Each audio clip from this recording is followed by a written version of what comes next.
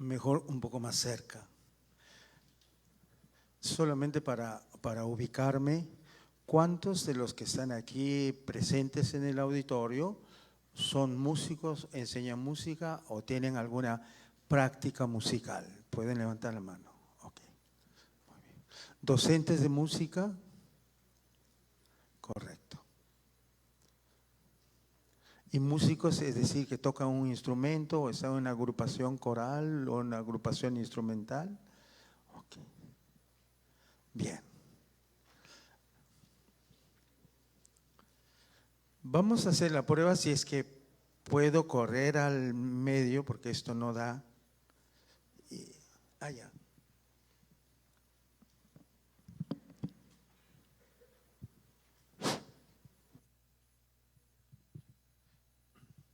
Bien. Esta primera, no sé si llamar exposición o un conversatorio, es sobre la música en el periodo virreinal. Me voy a ocupar brevemente de lo que se llama música clásica, ¿no? Me voy a referir a eso, no tanto de las expresiones en la cual nosotros conocemos, expresiones vivas, expresiones tradicionales, expresiones folclóricas. Es una mirada, una lectura a la música llamada música académica. Previamente, un poco vamos a ubicarnos.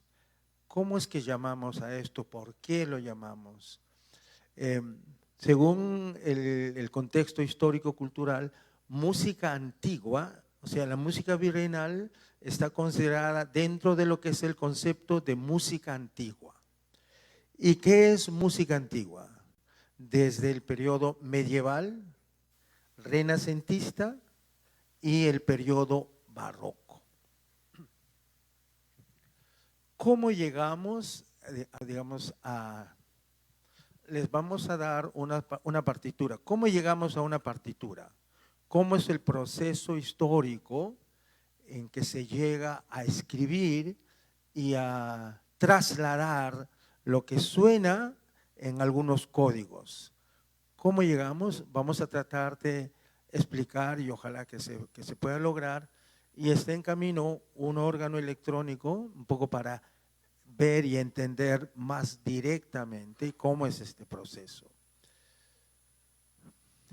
Ustedes saben que la práctica musical en el mundo griego era un aspecto sumamente indispensable, primordial en la educación del ciudadano griego. Es más, era indispensable. En el periodo clásico de la Grecia, todos sabemos, ¿no?, que la música jugaba un papel, digamos, fundamental. ¿Y cómo era esto? Estaba la gimnasia, la poesía y la música. Todas estas características se le llamaba musique. No había música en forma individual, sino estaba ligada a la poesía y estaba ligada al trabajo físico, a la gimnasia, al deporte. Más adelante esto se va indudablemente, digamos, especializando. Y sabemos que la música viene directamente del arte de las musas, de ahí su nombre, ¿no? La música viene del arte de las musas, que eran una especie de deidades protectoras de los habitantes de la Grecia helénica. Cuando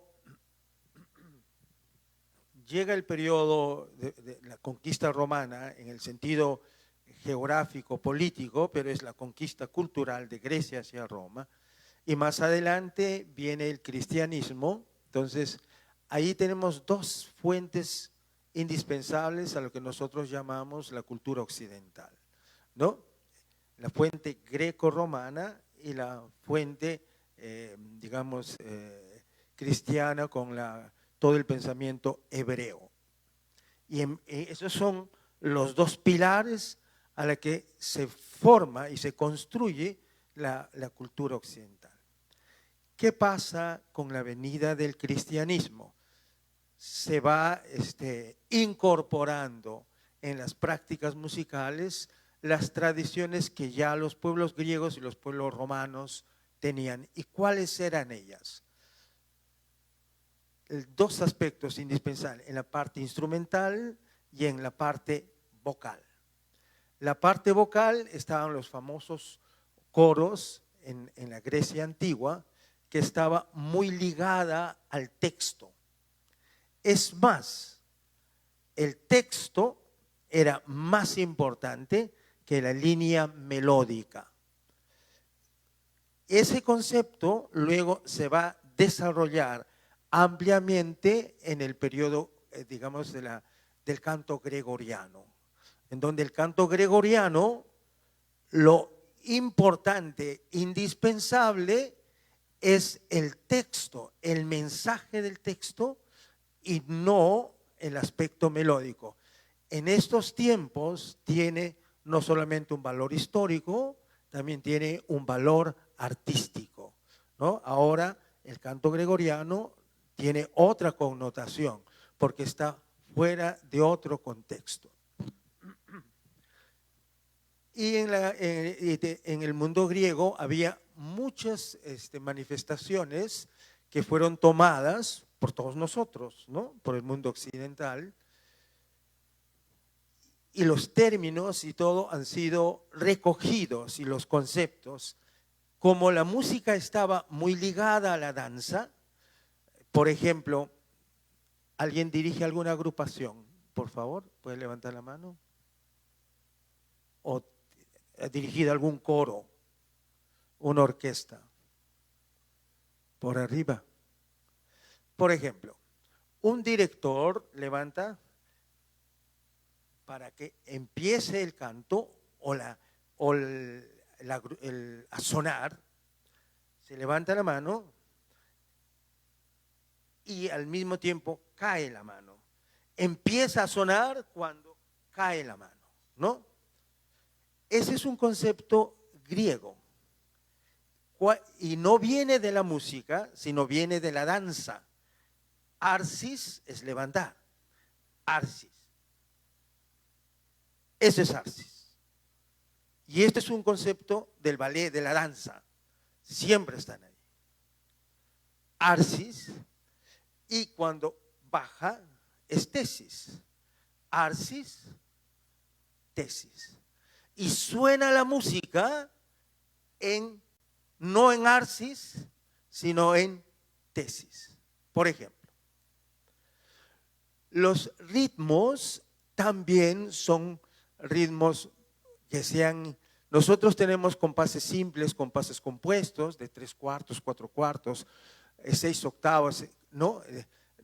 Compases con numeradores de 7, etcétera. Una gran cantidad de polirritmias. Pero los griegos tenían compases hasta de 25 fracciones, ¿no? Entonces, todo esto se va sintetizando en la práctica musical. Los instrumentos, ¿no? Que son la lira, que son los aulos, ¿no? La lira, que es la parte de instrumentos de cuerda, aulos, los instrumentos de viento.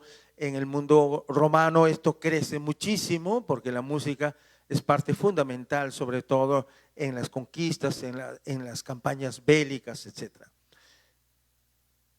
Cuando llega el mundo cristiano, estas expresiones se tornan de otra manera. La práctica tiene otra función. ¿Por qué? Porque todo está pensado a que debe de trasladar el mensaje cristiano, el mensaje de las Sagradas Escrituras.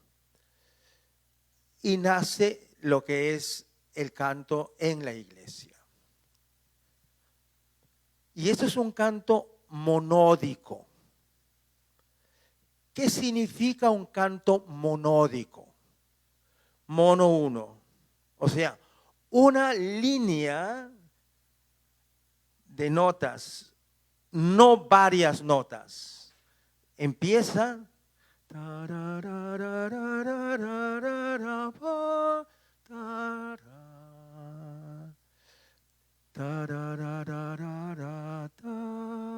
está ligada a la voz, una sola línea, era un canto monódico.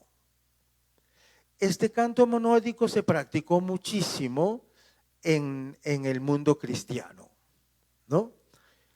En ese tiempo, mundo romano. Este canto, por lo tanto, no era parejo, porque la Europa de ese tiempo estaba altamente subdividida en distintos territorios.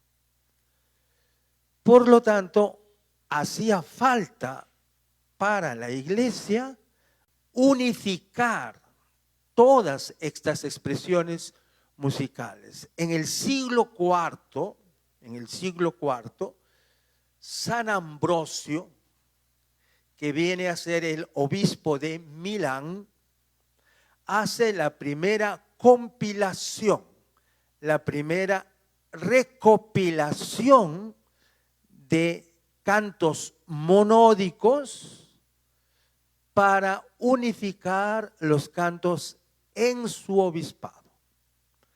Esa es la primera actividad de unificación y de ordenamiento de la música. En este caso en la iglesia, pero en realidad en todo el mundo occidental. Se llama canto ambrosiano. ¿Cómo era este canto? Indudablemente que era modal. ¿Y qué significa modal? Como eran los griegos, vienen de los modos griegos. Un paréntesis al respecto. En la Grecia, cada región, la región de la Jonia, la región de la Doria, tenía un modo de musical, ¿no? Por eso se llamaba modo jónico, modo dórico, etc. Entonces, cada expresión cultural tenía una forma musical de decirlas. No había el concepto que ahora conocemos como el concepto tonal. Era modal. Por lo tanto, ya estará pronto el órgano, ahí lo vamos a entender, ¿no? Entonces, estos modos era una manera como estaban ordenadas. Actualmente, por ejemplo, do, re, mi, fa, sol, la, si, do, si, la, sol, fa, mi, re, do. Esa es una afinación tonal mayor. Do, la, su relativa es la.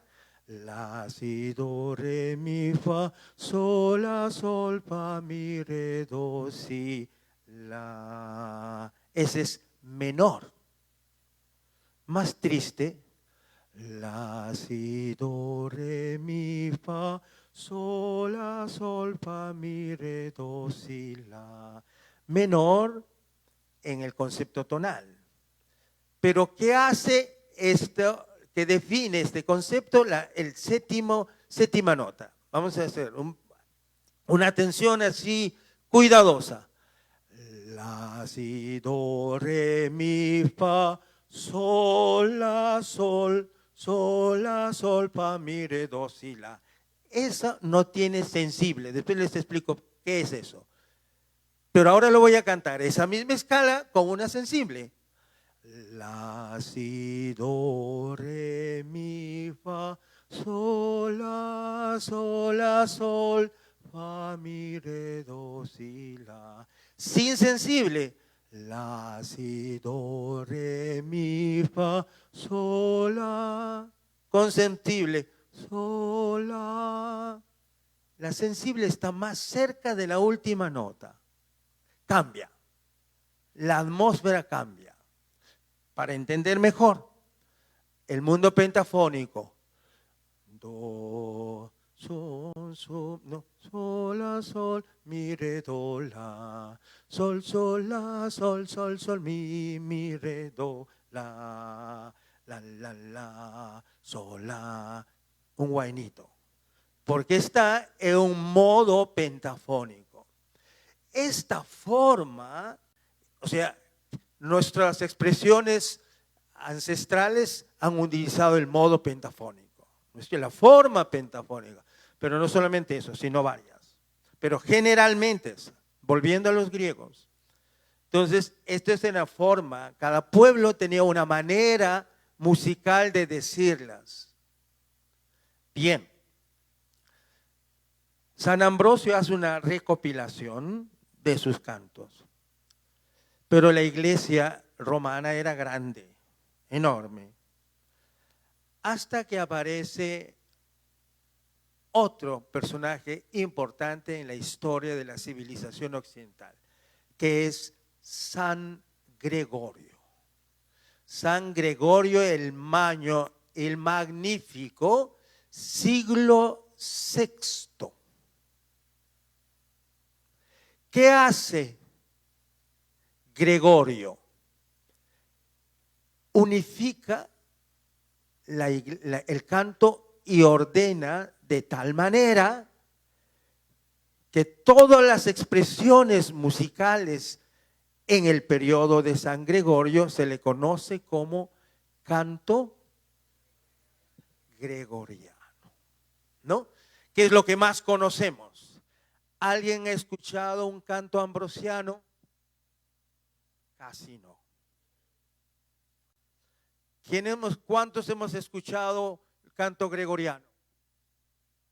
Muchos, ¿no es cierto?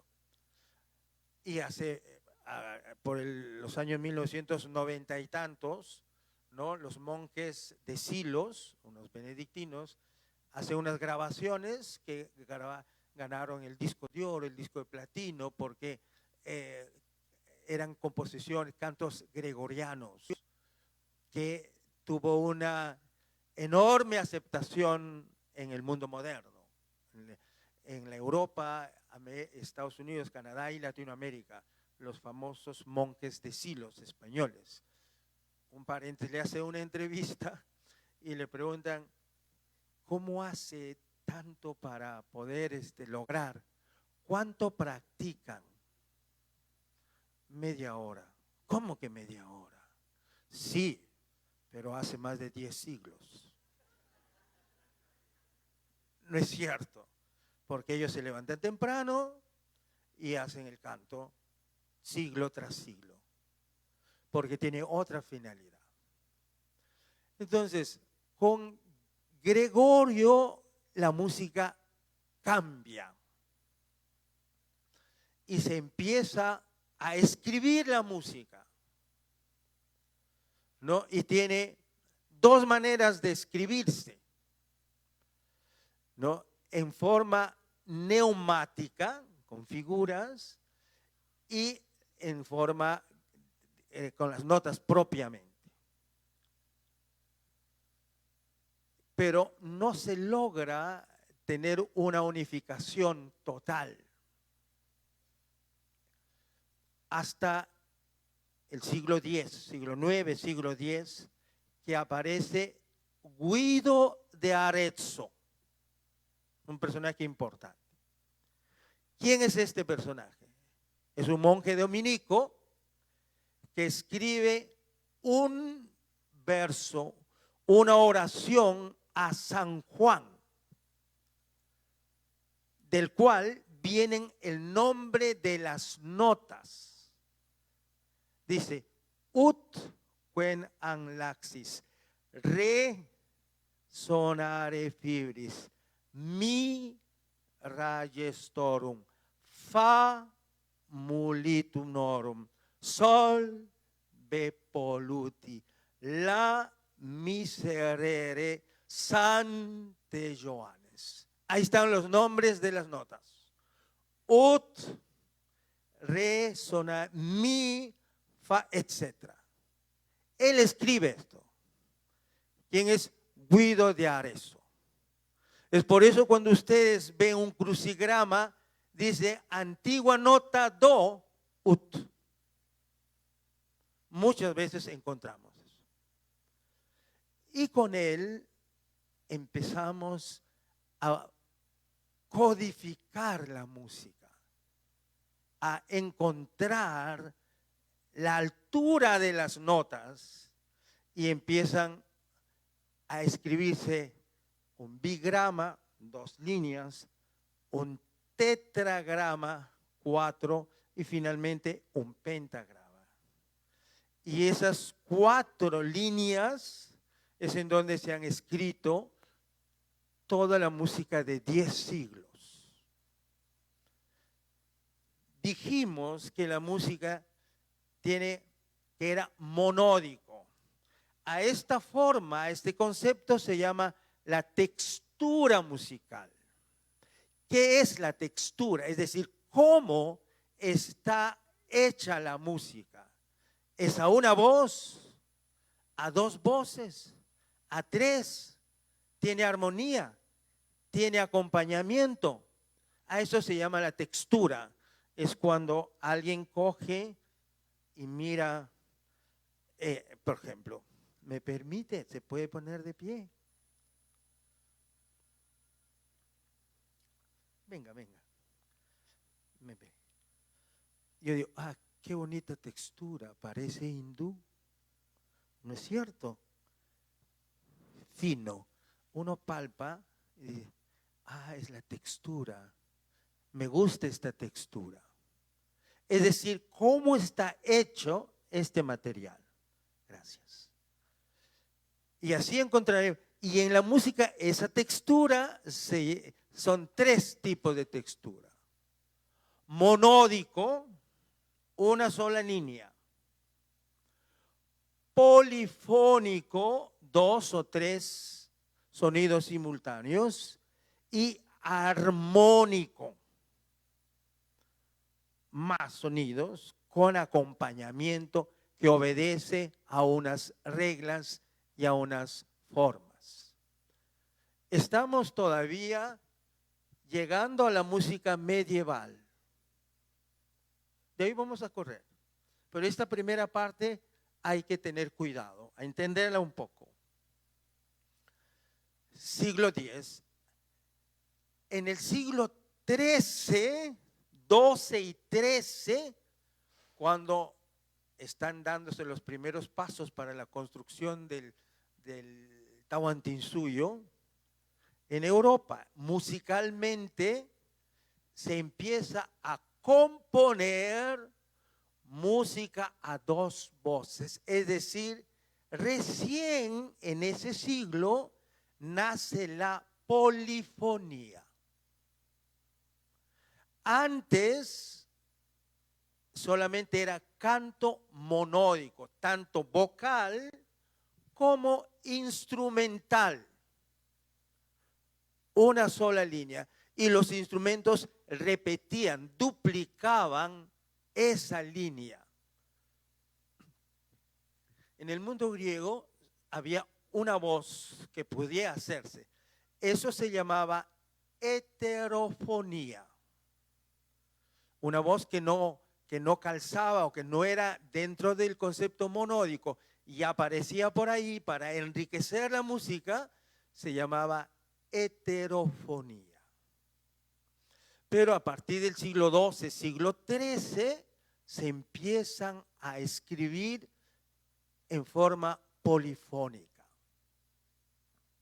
Estamos en plena Edad Media. Se llama Ars Antiqua. Y con Ars Nova se escribe, digamos, más plenamente, a más voces. Aparecen los corales, aparecen los motetes, los madrigales.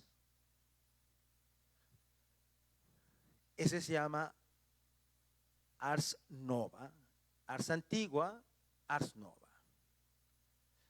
Por lo tanto, esta música hasta el siglo XII era monódico.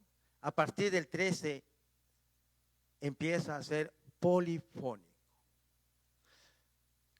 Ahora, ¿cuál es la relación de lo que pasaba allá y lo que vamos a verlo más adelante? Todavía no llegaban los españoles. Hasta el siglo XV, a fines del siglo XV. Todas estas expresiones y estas formas aún no venían a Perú. ¿No es cierto? Entonces la música medieval era modal, es decir, no era tonal, no tenía sensible. Estoy angustiado porque necesito el órgano para entender. Sí, ya está. Por favor. Hasta aquí, algún comentario, alguna pregunta mientras instalamos el órgano o alguna reflexión.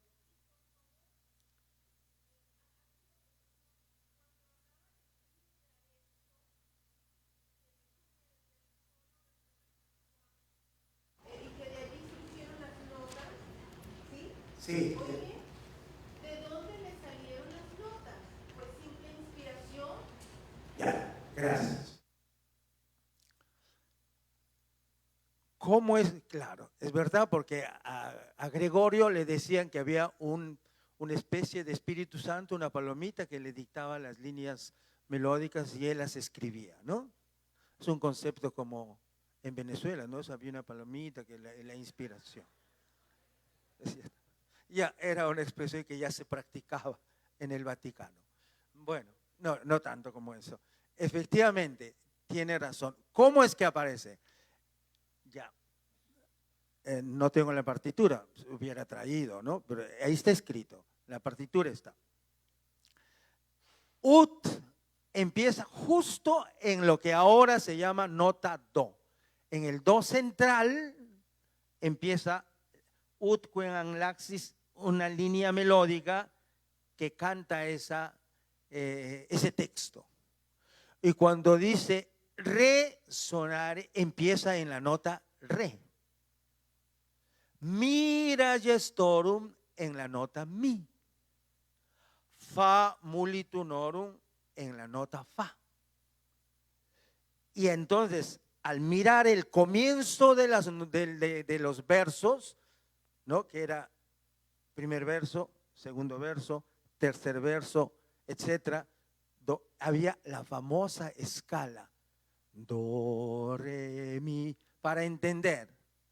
¿Cómo se llama esta película? La novicia rebelde. Tararar, do, rararararara, re, tarararara, mi, tarararara, fa, tarararara, sol, tarararara, la, tarararara, si, tarararara, do, raram, pam, pam, pam, pam, tararara, do, taran, exactamente igual, pero en el siglo X. ¿Me dejo entender?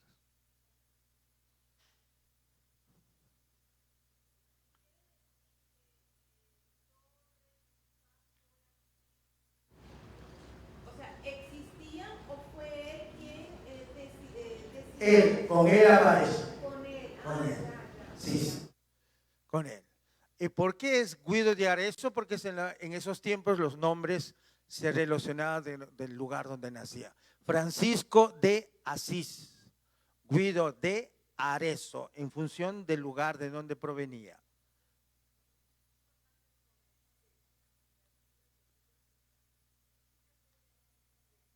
¿Perdón?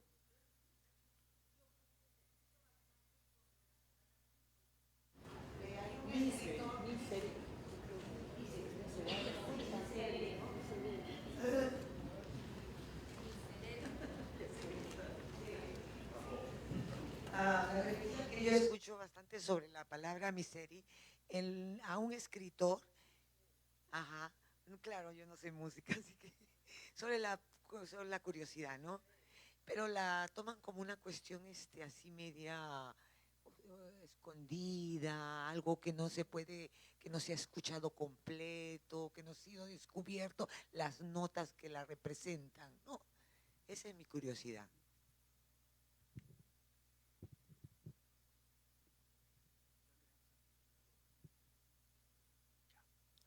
Me dice que ya está el órgano.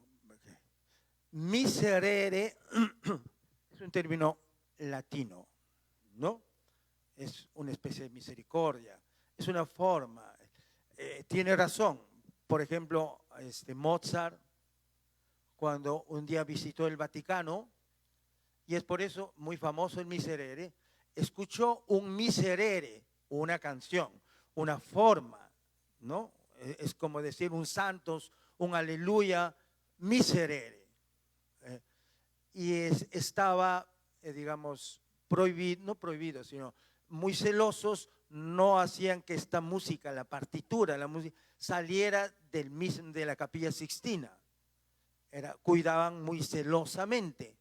Él fue, escuchó, lo grabó con su oído interno y su memoria, fue a su casa y escribió todo el Miserere. Me dejó entender. Es una forma musical que se suele hacer muchísimo. Sí. ¿Alguna otra pregunta?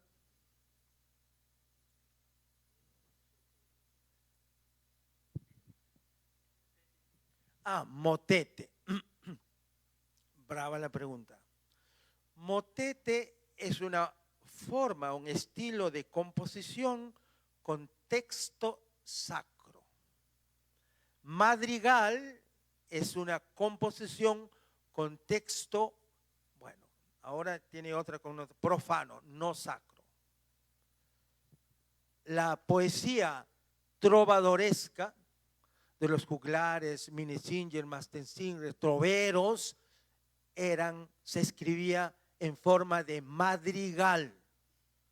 Y los cantos corales que se hacían en los templos, en las iglesias, en los monasterios, se llamaban motetes. Esa es la diferencia. Un motete de un madrigal. ¿Alguna otra para continuar?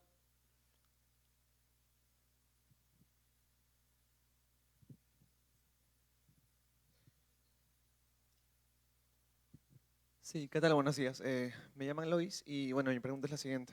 En ese entonces había un conocimiento sobre las frecuencias, porque en la actualidad, claro, no, se parte desde la de 440 Hz, hacia adelante o hacia atrás, ¿no? A lo que nosotros podemos percibir.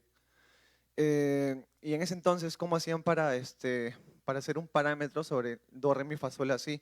¿No? Porque de repente uno podría decir, no, el la tiene este tono, pero sin embargo otra persona podría decir que tiene otro tono. Entonces, ¿cómo hacían para poder llegar a un consenso?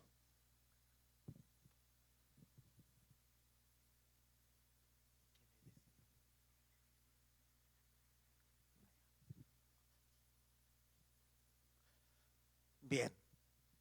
Señala, ¿qué me dijo su nombre? Loic, un nombre francés, muy medieval.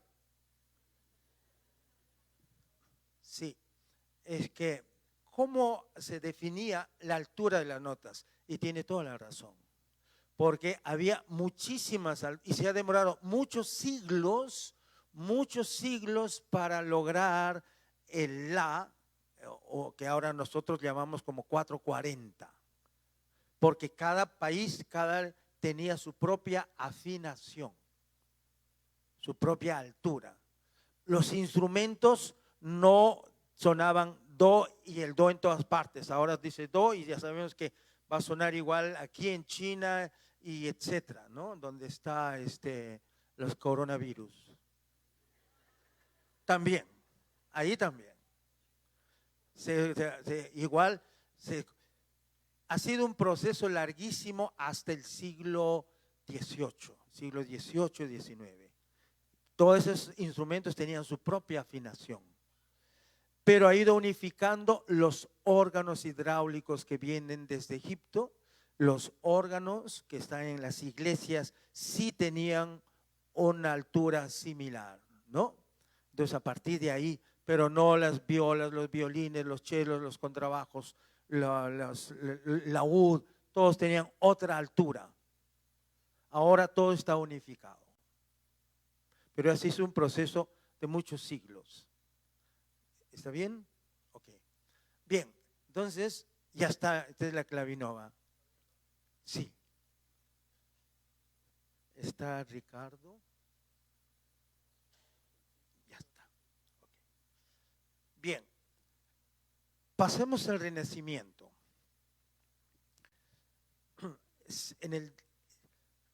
Vamos a resumir toda la práctica medieval.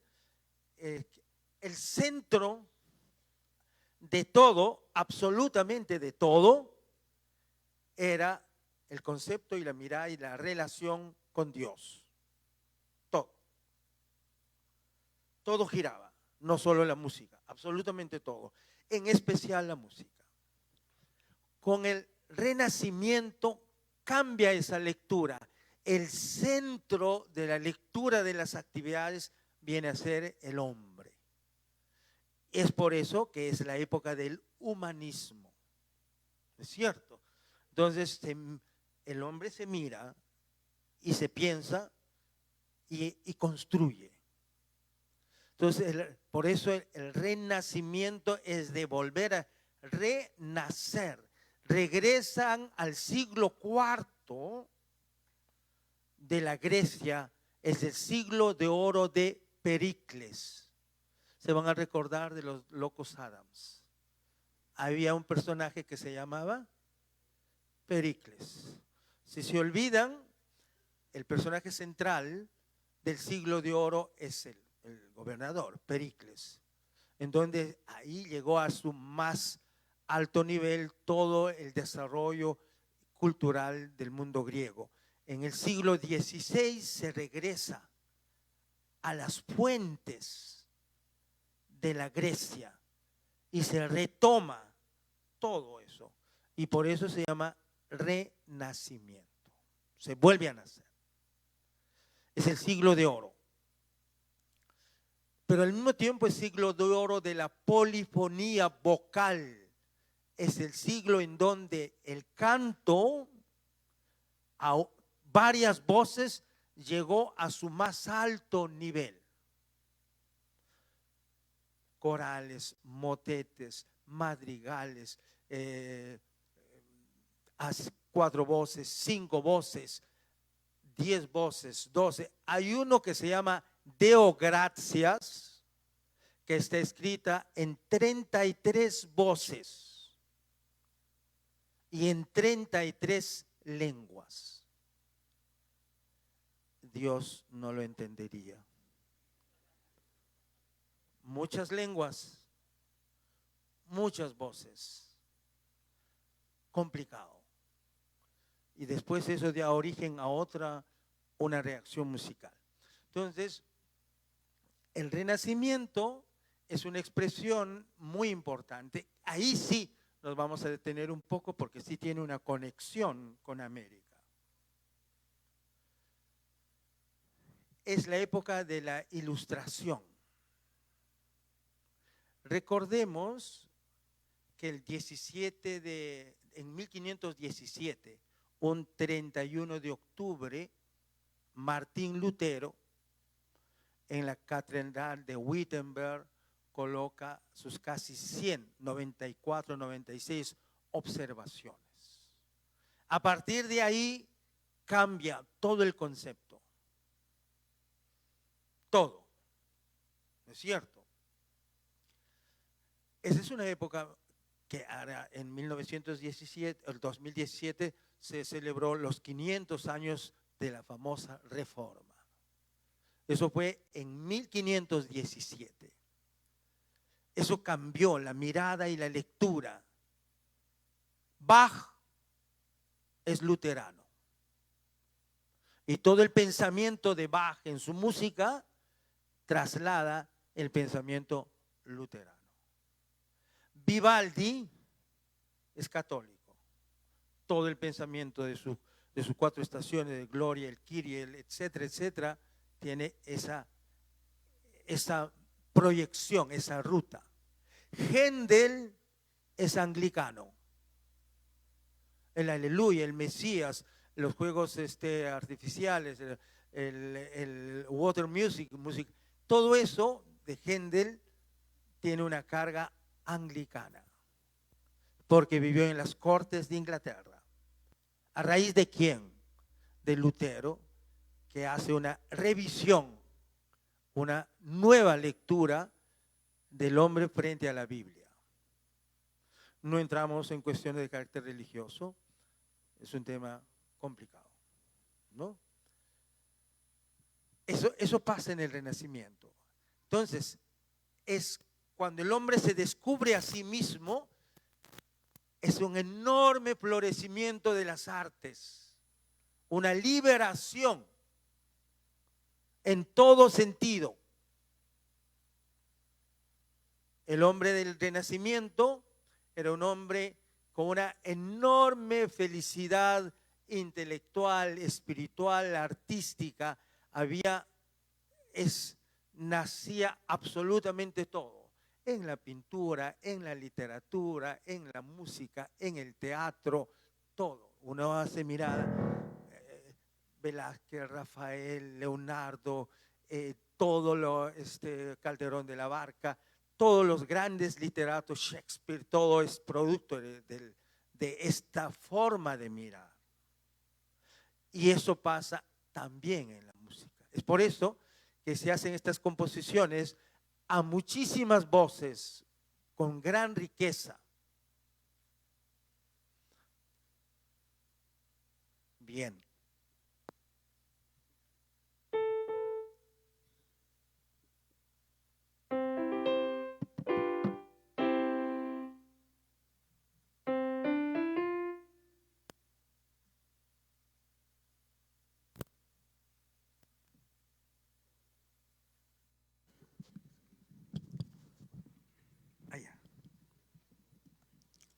Un poco para, escuchan, arriba, ya. Decía, para la música tonal.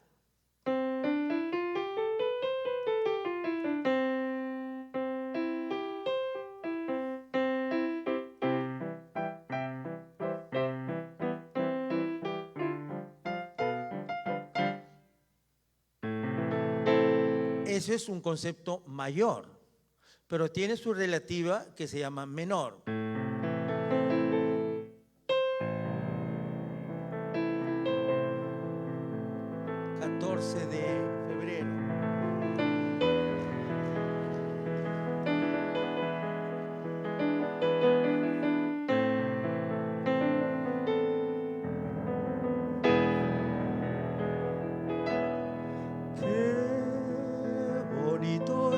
Etcétera. Entonces eso es menor, ¿no es cierto? Entonces,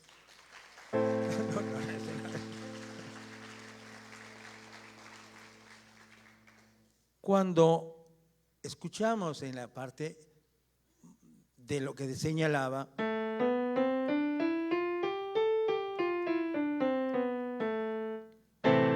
aquí no tenemos una nota que hace función de sensible, es decir, en donde la tensión, la relación musical está muy tensa. Una pelea de enamorados, una pelea de pareja, de amigos, de familia, de vecinos, ¿no? Entre los de Ate y de La Molina, ¿no es cierto? Entonces, hay una pelea, ¿no es cierto? Entonces, tiene que resolverse. Esa nota que crea mucha tensión es la séptima nota. En la escala menor antigua no existe eso.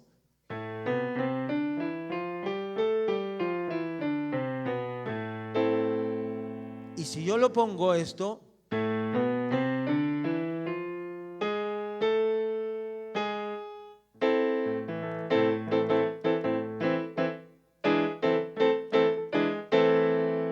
se nota clarísimo que terminó. Pero si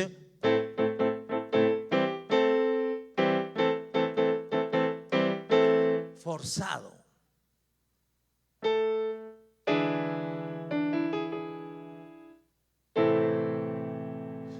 Logran entender, perdón, escuchar la diferencia. ¿No es cierto? Entonces, y si yo hago esto,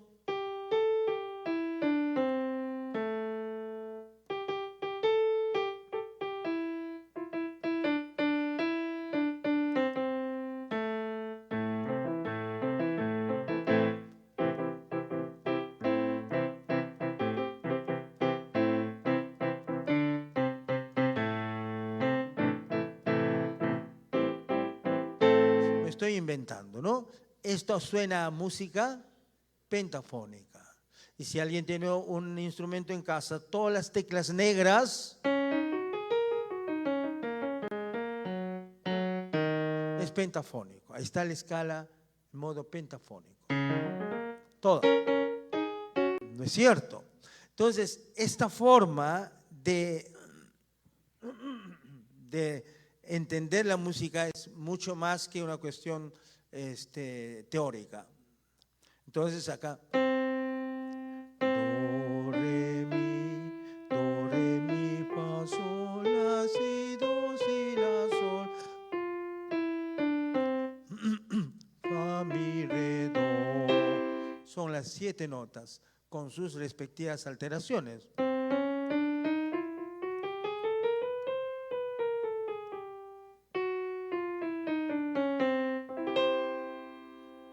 Los modos no tienen sensible o están puestos de distinta manera. Esta es una escala modal, por ejemplo.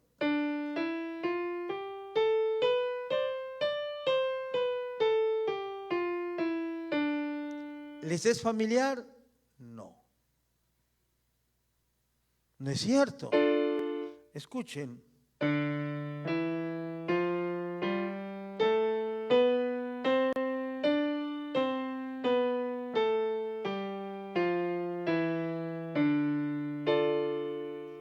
Esos son los modos. Han tenido que pasar casi 15 o 16 siglos para encontrar otra forma de escribir que se llama el sistema tonal, que se termina por definir con el clave bien temperado de Juan Sebastián Bach.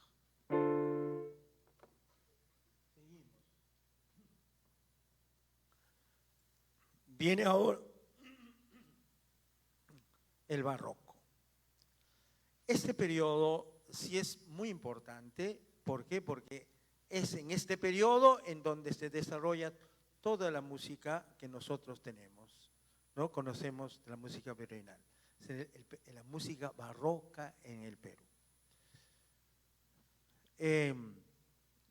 Barroco es un término de un portugués antiguo que significa burdo, que significa de mal gusto. Si yo tuviese una pizarra, podría señalar para entender claramente. Imaginémonos un perfil. ¿Alguien tiene, aunque sea un palito, un lápiz? Présteme. Ajá. Un poquito más grande.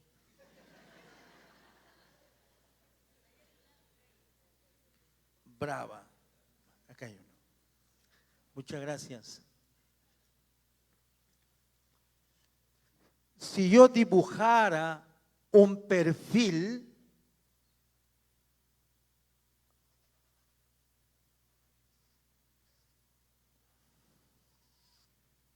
una cosa lineal, ¿no? Muy limpio, muy claro. Imagínense que es el color preferido por ustedes. No sé cuál color, negro, azul, blanco, no, celeste, qué sé yo. La frente, la nariz, los labios, el mentón, el cuello. Entonces, un discurso lineal, claro. Pero si yo dibujara de esta forma, la frente,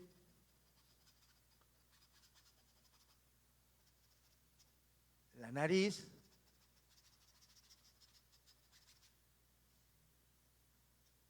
los labios,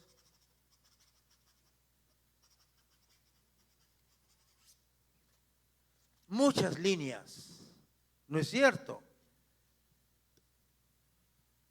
Ante los ojos de las personas de ese tiempo, dicen, oh, qué feo. Mucho, no, perdió esa limpieza. A lo lejos se veía muy bien y de cerca también. Esa forma recargada, con muchos adornos, con muchas líneas, a eso se llamaba el barroco. Gracias.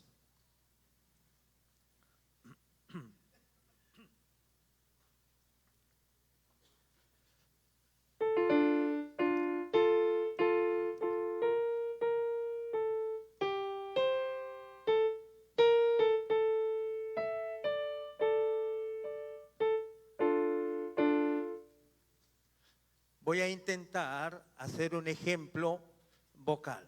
Pero estoy mal, se darán cuenta que estoy todo el rato. Pero no importa. Es un fragmento de la ópera de Julio César de Händel. Lascia ch'io pianga la dura sorte, ecco sospiri la libertà. Lo voy a hacer al estilo barroco. Lascia ch'io pianga la dura sorte, ecco. Voy a bajarlo, está muy alto. El ejemplo no me sale.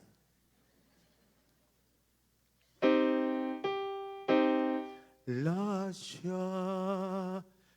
no barroco, aunque una línea, no, para entender lo recargado. Lascia ch'io pianga la dura sorte, ecco sospiri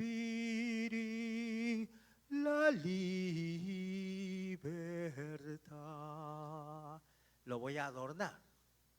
Lascia ch'io pianga la dura sorte, ecco sospiri la libertà. ¿Entendieron? ¿No es cierto? Es eso. Una línea melódica y el otro, muchos adornos. Eso en la música. Cuando nosotros vamos por el Jirón de la Unión, que casi ya muchos no van, ¿no? Pero a mí me encanta porque el centro de Lima es bellísimo, los domingos. Otro día complicado, aunque el conservatorio esté en pleno centro. A ver, ve la iglesia de la Merced.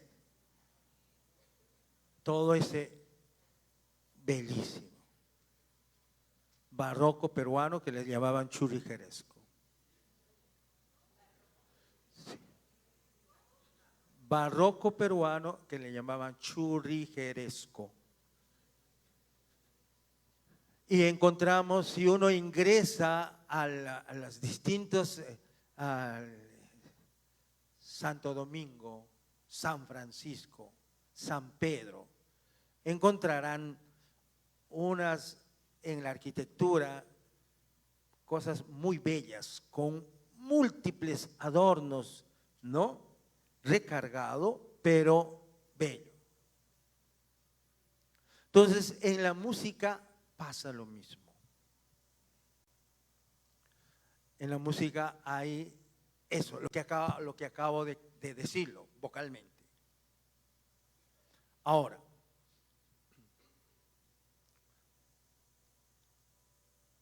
brevemente, las artes en el Perú. ¿Cómo serían las artes en el periodo del virreinato?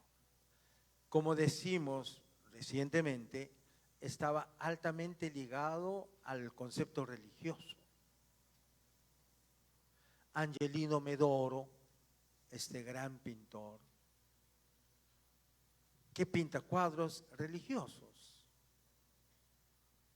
Todo el movimiento costumbrista viene mucho recién, a final del siglo XIX, el siglo XX.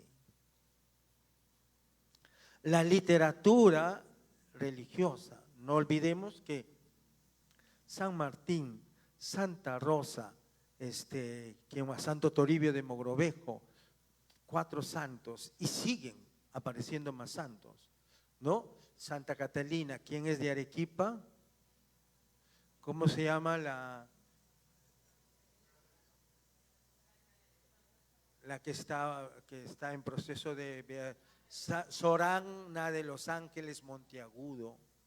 Entonces, ¿qué otro santo? Bueno, muchos santos. Y la música también tenía un gran concepto religioso. Todas las artes giraban en torno al pensamiento religioso. Sin embargo, se desarrolló mucha actividad fuera de la iglesia, mucha en el Perú. Para llegar un poco, en el siglo VIII, ¿no? Carlomagno llama a un monje de Irlanda, un monje irlandés que se llama Ucbaldo, así como suena, Ucbaldo con B grande. ¿Para qué? Para que él le diseñara un sistema educativo. Y él hace y diseña en 2 rubros, el trivium y el quadrivium. En el quadrivium estaba la música. Ya, la música era una materia indispensable en todo el periodo medieval, renacimiento y barroco. Se enseñaba absolutamente en todo el sistema educativo, tanto de Europa, y se trasladó aquí a América. Cuando se funda la Universidad de San Marcos, me parece un mayo, un marzo de 1551, hagamos una reflexión. Lima se funda en 1535. Por lo tanto, al 1551 son 16 años de fundación. 16 años posteriores se funda San Marcos. Y yo me quedo preguntando, ¿habrá existido población académica suficiente para esa nueva universidad? Si recién se funda el Lima en 1535 y San Marcos se funda en 1551, ¿qué habrá? Ahí hay que investigar. ¿Cómo? Mi única explicación es que como era hermana de Salamanca, de la Universidad de Salamanca, entonces posiblemente habría muchos españoles que estaban aquí y que necesitaban estudiar, no lo sé, pero a mí me resulta muy prematuro que una universidad en 16 años de fundada una ciudad se haya creado inmediatamente. tiene muchas interrogantes, ¿no?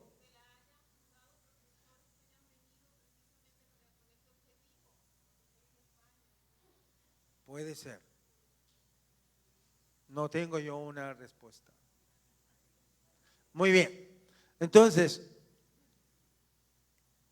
desde el siglo VIII, desde Ubaldo, porque a veces tenemos información, pero es bueno precisarla. El trivium y el quadrivium pasa a ser todo el sistema de educación en todo el mundo. ¿Quién lo hizo? ¿Quién ideó Ubaldo? ¿A pedido de quién? De Carlomagno, para que en el imperio le sistematizara la educación. Entonces, desde esa vez, nosotros tenemos el famoso trivium y quadrivium. Cuando se traslada aquí, encontramos que los músicos eran el 100% en ese tiempo, pertenecían a la iglesia, al clero, en su mayoría. Y se crean primeras academias, escuelas de música en los conventos, ¿no? En Santo Domingo, en La Merced, con los agustinos, se crea. Y se enseñaba en los seminarios. El seminario de Santo Toribio, el seminario de,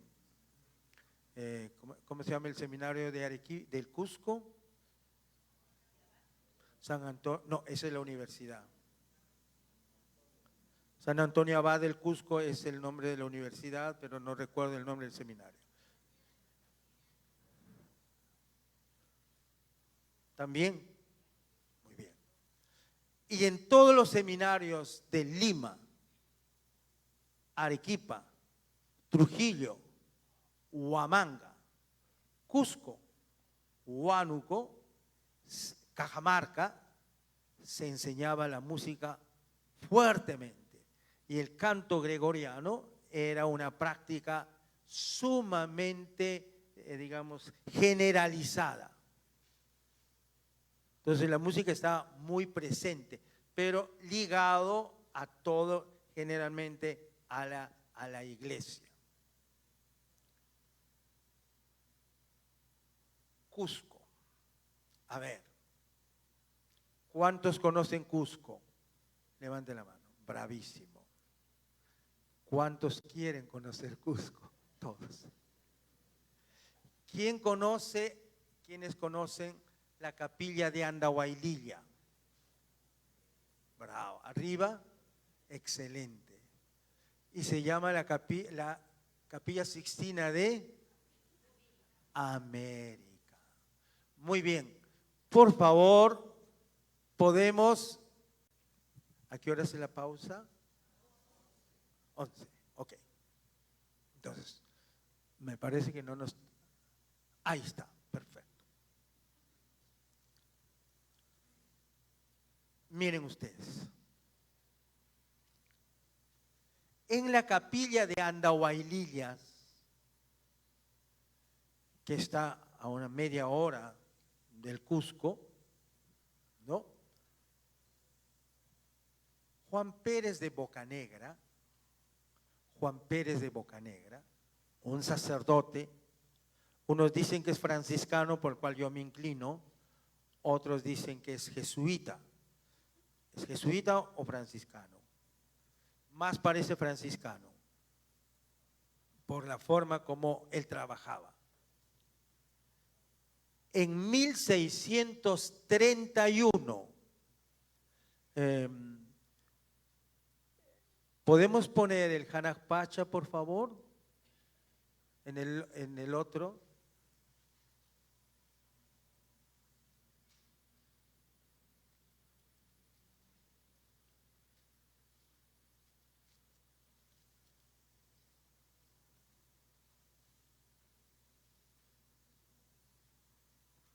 Está en el otro correo.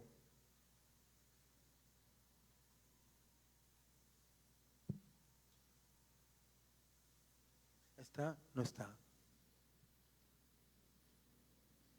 Por favor. El otro correo, ¿en dónde está el que usted tenía en el adjunto?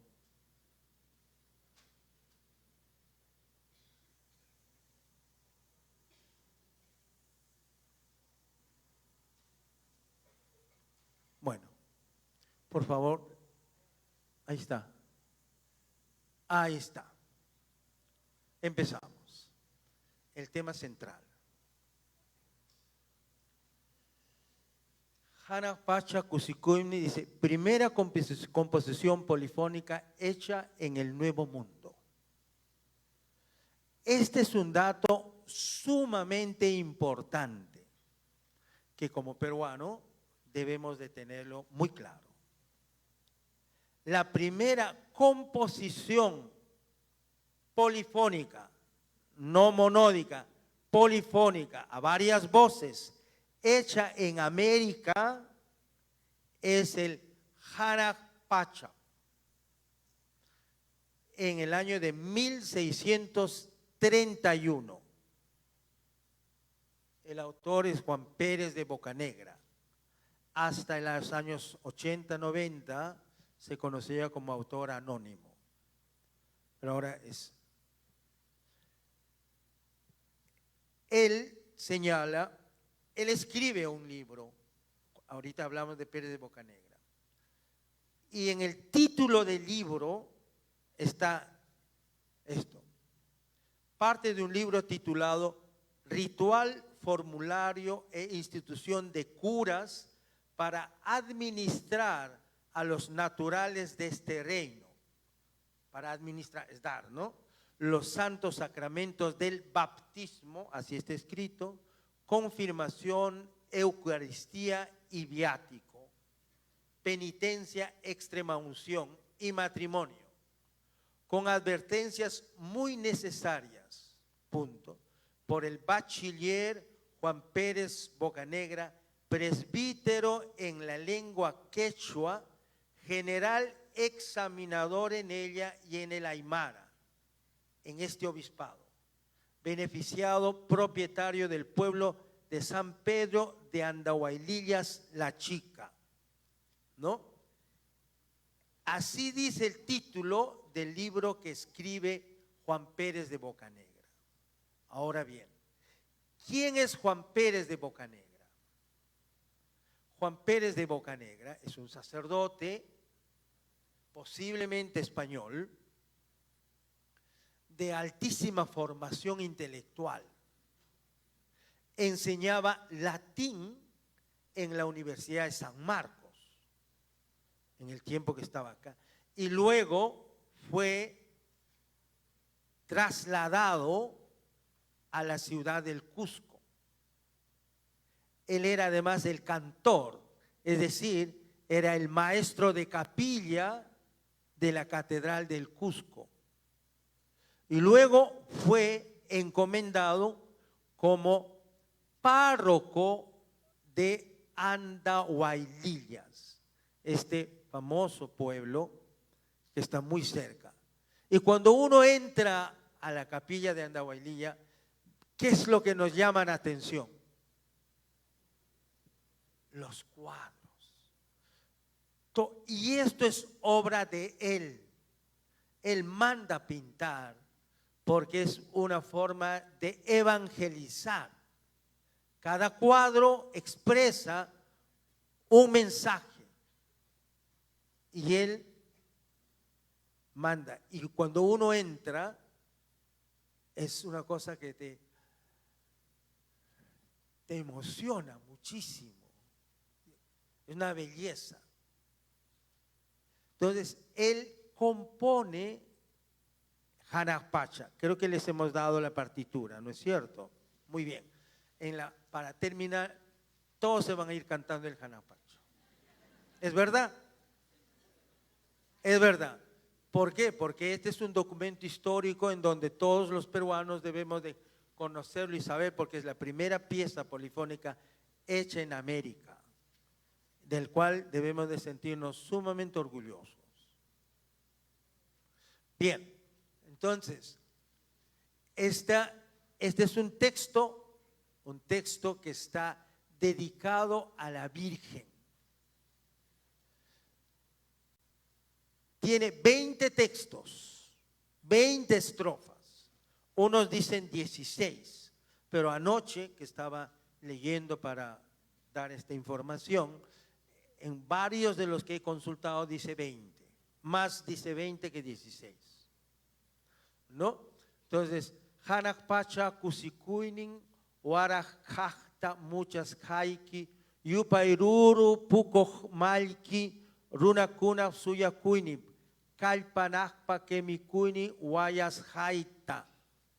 Ura Yiwai muchas jaita, Dios parampan, Dios pamaman, Yura toktok jamás jaiman, Yupaskaya kolpas jaita, Wawarkiman suyus kaita, Rikuchillay.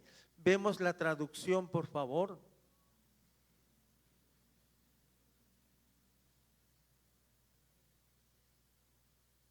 Esa es la traducción. Dice, alegría del cielo, se refiere a la Virgen, te adoro 1000 veces, fruta preciosa de árbol fructífero, esperanza que anima y da soporte a los hombres. Oye mi oración, atiende nuestras súplicas, oh columna de marfil, Madre de Dios, de iris hermoso, amarillo y blanco, recibe esta canción que te ofrecemos.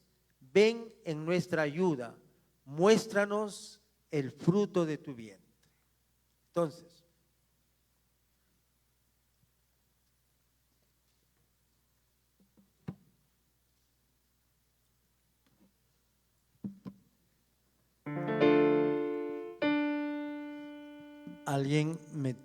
yo di mi partitura, ya no lo tengo. Alguien que me preste.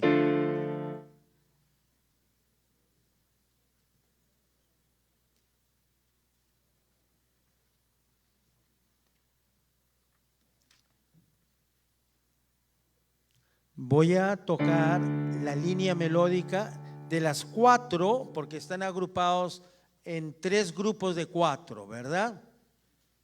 De las 4, la primera, que es para soprano, en ese tiempo se llamaba tiple, alto o contralto, tenor y bajo.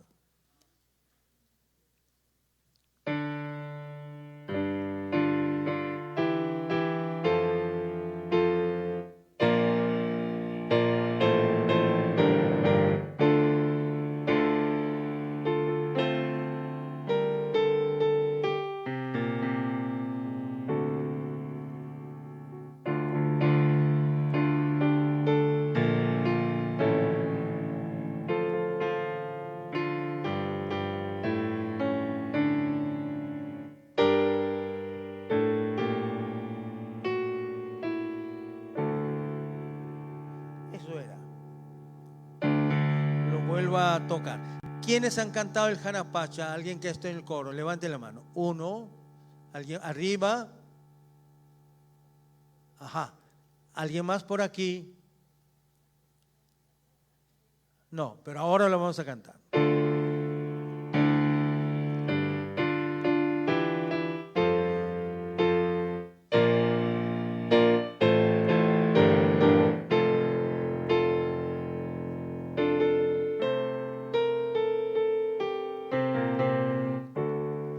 Voy a cantarlo.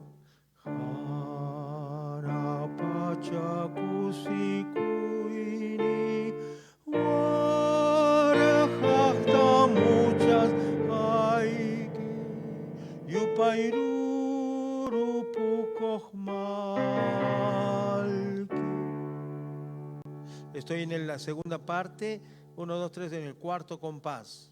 Una cuna suya kuini. El último, kalpanapa que mi kuini, wayas haita.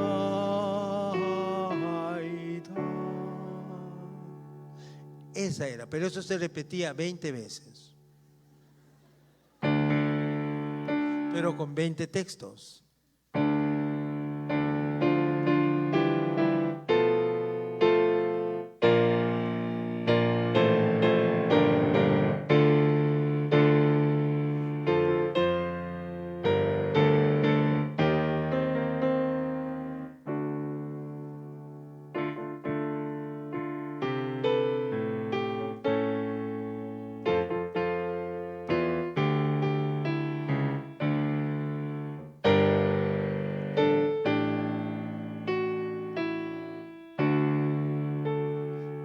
Eso es el Hanapacha.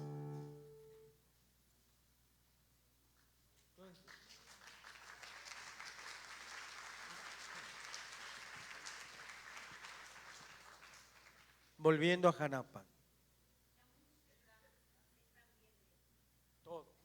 Todo. Texto y música. Ahora bien, se ha estudiado muchísimo el Hanapacha. Ahí, bueno, los que estudian música saben que ahí empieza en re menor, pero después pasa directamente en la segunda parte en re mayor. Entonces dicen, hay muchos aparentemente errores técnicos, ¿no? Pérez Bocanegra era un hombre muy ilustrado, gran conocedor, y él se encargaba de revisar todo lo que se publicaba. Por lo tanto, la duda es que cómo él, con tanta experticia y conocimiento, pudo haber dejado pasar algunos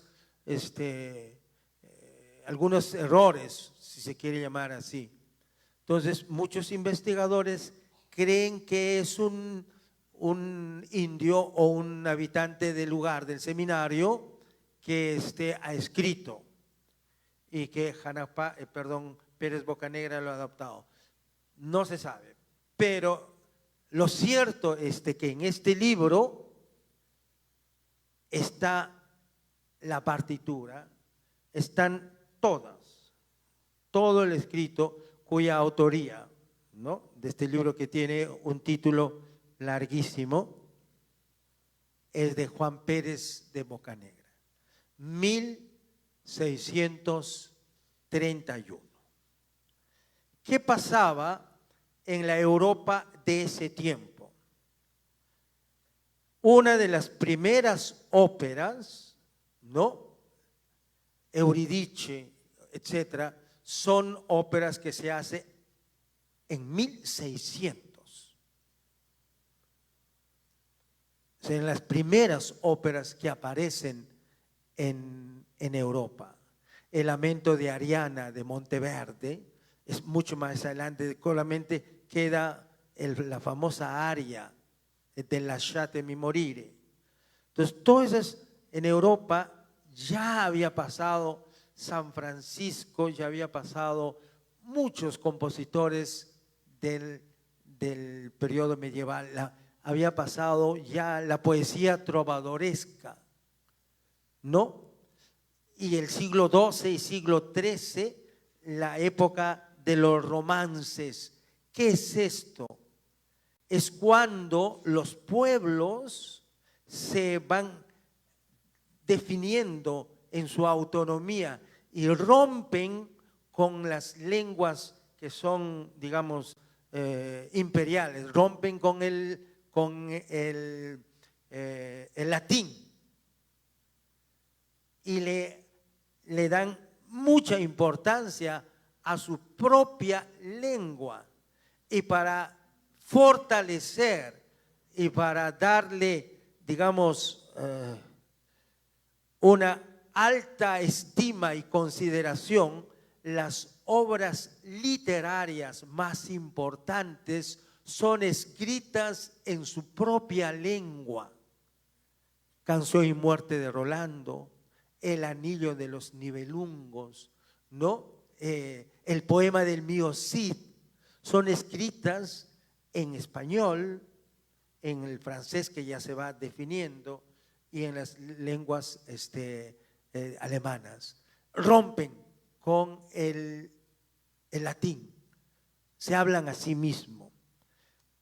Debió pasar eso con el quechua, ¿no es cierto? Y hay muy poquísima literatura quechua, tanto así que recién el año pasado uno de nuestros compatriotas, me parece Ayacucho, sustentó su tesis doctoral en la Universidad de Salamanca en quechua, primera vez. Y el año pasado no me acuerdo si fue en Perú, fuera, en San Marcos, con la lengua asháninga, ¿no es cierto? Se sustentó, no quechua, sino una lengua propia, en pleno siglo XXI. Ahí hay una enorme deuda de todos nosotros, de poder, ahora gracias a Dios, bueno, hay una valoración de nuestras lenguas nativas, de nuestras propias lenguas, que cada vez teníamos menos hablantes. Juan Pérez de Bocanegra conocía muy bien el quechua, hablaba el quechua y el aymara, dígame.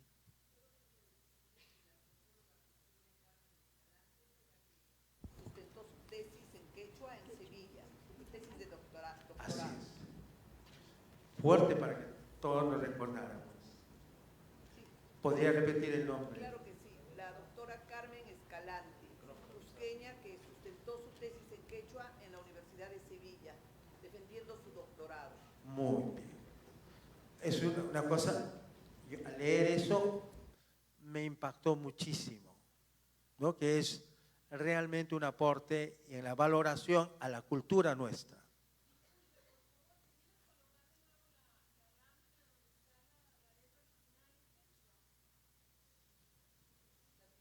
Arriba, el texto en quechua del Hanaj Pacha, por favor. Ya nos han adelantado, todavía falta. ¿Puede regresar, por favor, al texto en quechua?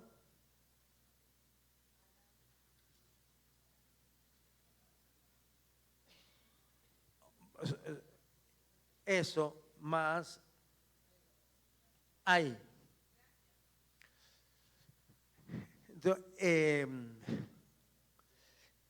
Este Hanaj Pacha, hubo una discusión enorme en la investigación que hacía el maestro Rodolfo Holzman, un gran músico importante en la historia de la música del siglo XX en el Perú, en la forma como se debía interpretar el Hanaj Pacha. ¿Por qué? Porque en la partitura original no está la indicación de tiempo, es decir, de velocidad. ¿Cuáles son los criterios para señalar a qué velocidad se hace?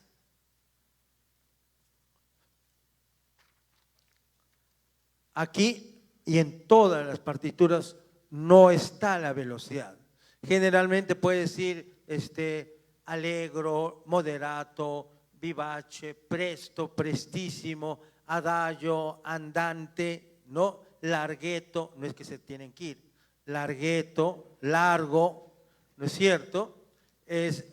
Pero no está acá.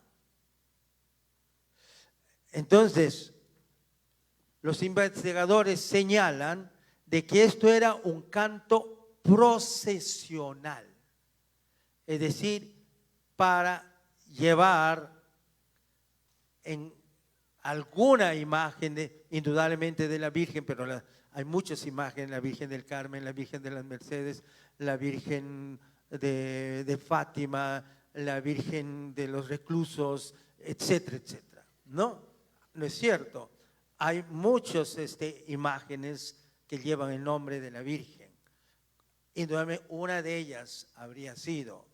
Entonces, pongámonos de pie, vamos, para que no estén solo sentados.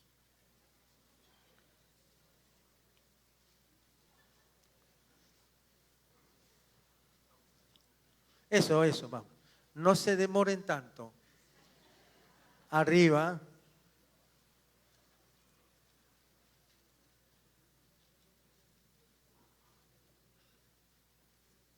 Eso, muy bien. Van a seguir conmigo. 1, 1, 1, 1. ¿Listo? ¿Todos? Vamos. Levanten los pies. No, eso. Vamos. Todavía no mire la música, eso lo vamos a hacer cuando ya, pero un poco para también el cuerpo quieren tener un poco de vida. Solo está la mente, ¿cierto? ¿Cierto? A esto que nosotros lo llamamos, a lo que estamos haciendo, se llama pulso. Es decir, una forma de unificar a todos una velocidad. Esto es el pulso, ¿no es cierto? Posiblemente una procesión sería un poco más lento. Alto sería ta. Listo, ahora. Eso. Vamos, uno, otro, uno más, otro más. Listo, suelto. También usted. ¿Okay? Sí, claro, porque todos, unos son testigos. No, todos. Suelto. Sigan. Suelto.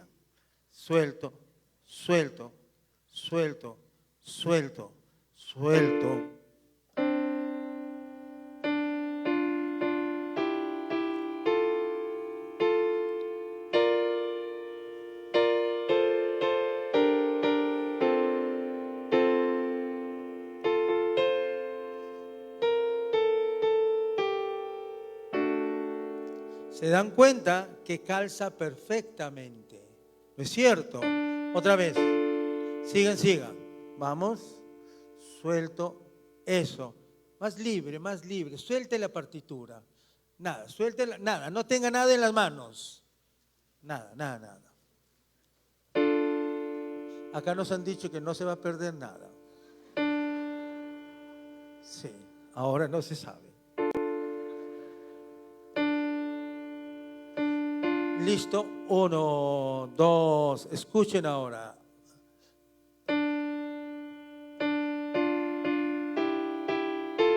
Camine. 1.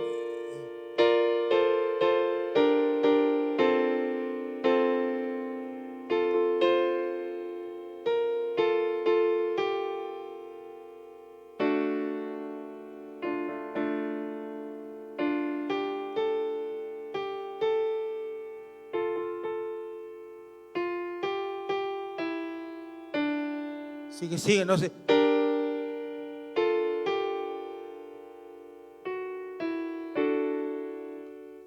Sigan. 1, 2, 3. Vamos, sin miedo. Ahora un poquito más energía. Estaban medios calmos. Ahora más energía, más con ganas. ¿No? Hanak pachakusikuini. Warakahta muchas haiki. Yupairuru pukokmalki, etc. Entonces,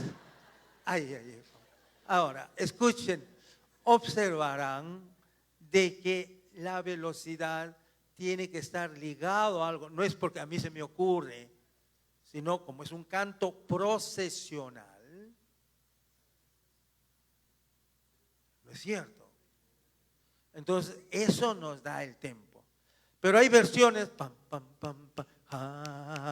pachacusi, también, ¿por qué? Porque dice era andino y había tinjas y como era un guainito, porque es pentafónico, pues, pero eso no es procesional. Ese es alborotado. Tomen asiento.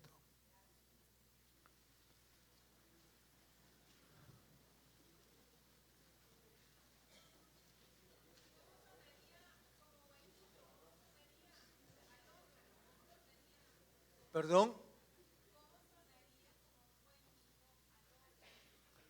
Es como acá. Tan, jana pachakusikuini, warahakta muchas haiki, yupairuru pukokmalki. No, ustedes me aplauden, yo no estoy actuando. Yo solamente estoy ilustrando, no.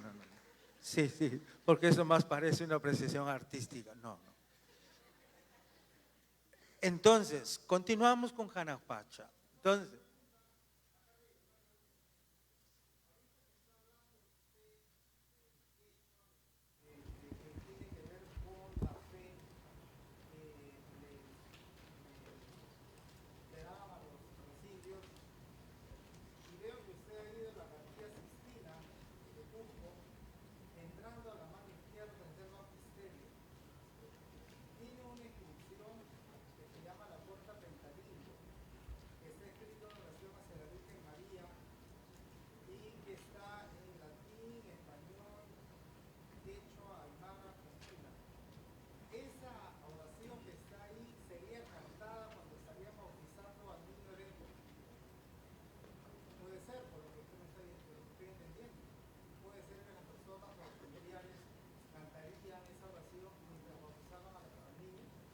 posiblemente, porque nada de lo que está escrito sin un objetivo.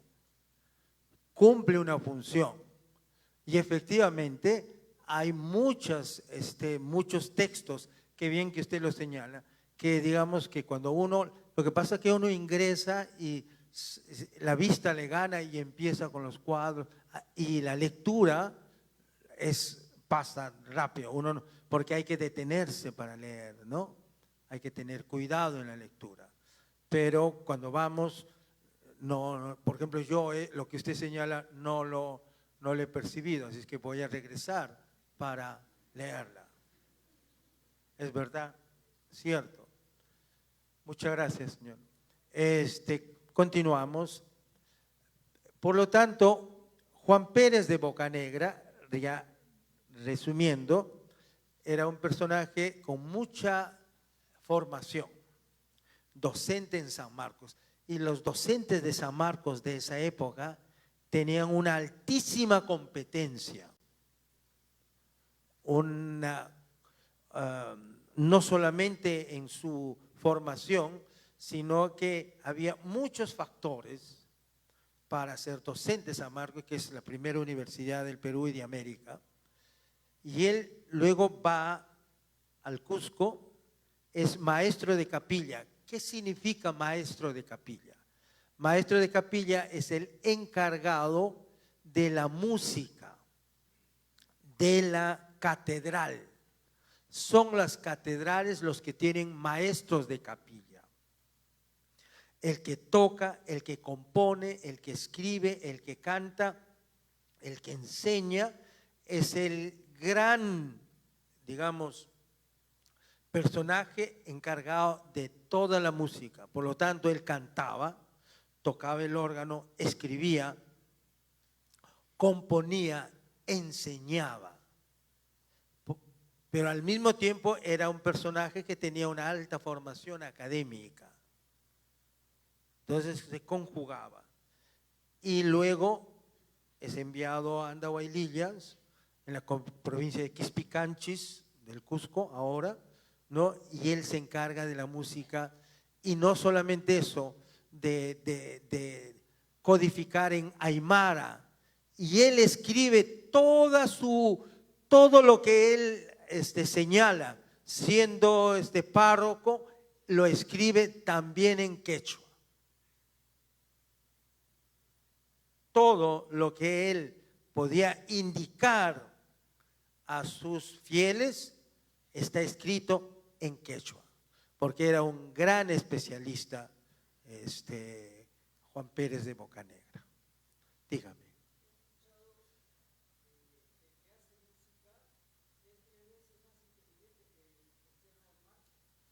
Sobre eso, yo diría que sí, ¿no? Pero no. Solamente ese es otro tema, sobre las inteligencias múltiples y la musicoterapia y ahora esta famosa ciencia de ¿cómo se llama esta ciencia? Bueno, ahorita se me recuerda. Que aparece a los 30 últimos años del siglo pasado, ¿no? Ustedes conocen a Howard Gardner, ¿verdad? ¿Quién es él? El famoso estudioso, psicólogo, científico, que cambia toda la percepción de la educación y de la inteligencia y señala el famoso creador de las inteligencias múltiples, ¿no? Howard Gardner.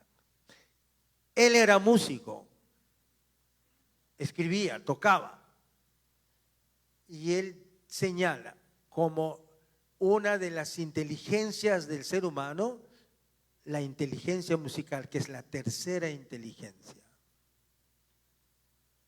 Howard Gardner señala, dentro de todas las 7 y luego aumentó 2 más, entre las inteligencias que tiene el hombre está la inteligencia musical, y él lo desarrolla no como número 3, sino en el tercer desarrollo, la tercera inteligencia que él pone es la inteligencia musical, ¿no?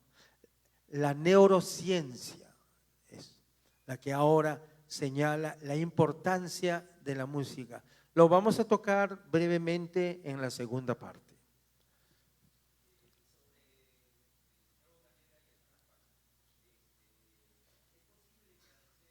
Una persona tan informada haya recibido de repente sobre el cambio tonal de menor a mayor del Hanak Pacha, ¿no haya recibido una influencia de la música contemporánea de esa época? Podría ser, claro, porque él es, para ilustrar lo que, su nombre por favor. Tito. Ernesto, solo Tito, como el emperador. Claro. Acá.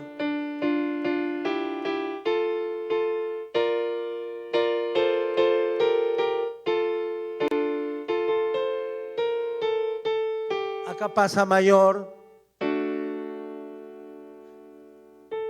Yupairuro pukohmalki. Pero otros está Yupairuro pukohmalki. Tiene otro sabor, ¿sí o no? Malki.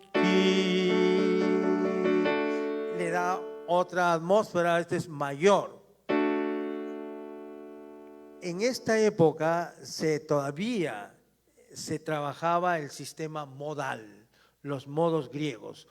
Todavía el concepto de tonalidad no estaba desarrollado, ¿no?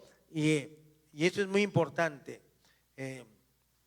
Cuando se da la Revolución Francesa, Rousseau, que era uno de los encargados de hacer la enciclopedia. Ustedes saben que la enciclopedia es un libro a través del abecedario A, y toda la información, animales, astrología, todo se hacía, ¿no? Y se le encargaba a una persona, y este es su equipo, para ilustrar sobre todos los conceptos y los términos de acuerdo a cada letra del alfabeto. La letra M, la letra de música, los enciclopedistas no consideraban a la música como una cosa importante, lo consideraban una cosa menor. Jean-Philippe Rameau, un gran compositor francés, tiene un pleito muy grande con Rousseau y Rameau. Rameau defendía la parte científica de la música, y ahí es que se va definiendo la tonalidad. ¿Por qué? Porque como en la enciclopedia, en la Revolución Francesa, cambia todo. Todo lo que se pueda comprobar y todo lo que es científico es un conocimiento válido. Lo que no se puede comprobar y no se tiene que demostrar científicamente, chao. ¿No es cierto? Entonces, La música sí, porque en la armonía tiene normas, formas, reglas, relaciones, tiene toda una sistematización que le da la calidad de científico. Entonces, ¿quién hace eso? Jean-Philippe Rameau, un gran músico y compositor barroco francés. Y Rousseau, que también era músico, ¿no? Entonces, Rameau defendió muchísimo y de ahí se aclaró las cosas. Estamos en punto, ¿no? Vamos a hacer una pausa y nos quedamos para más adelante.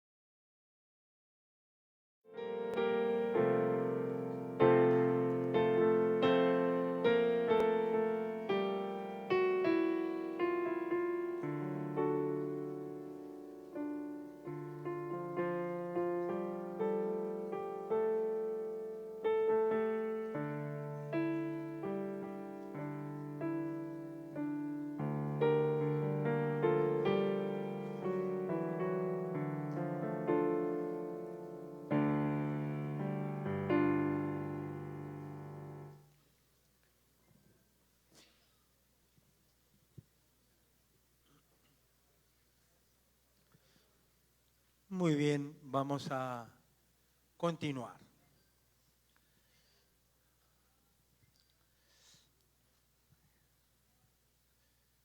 Vamos a hablar sobre la púrpura de la rosa, ¿no?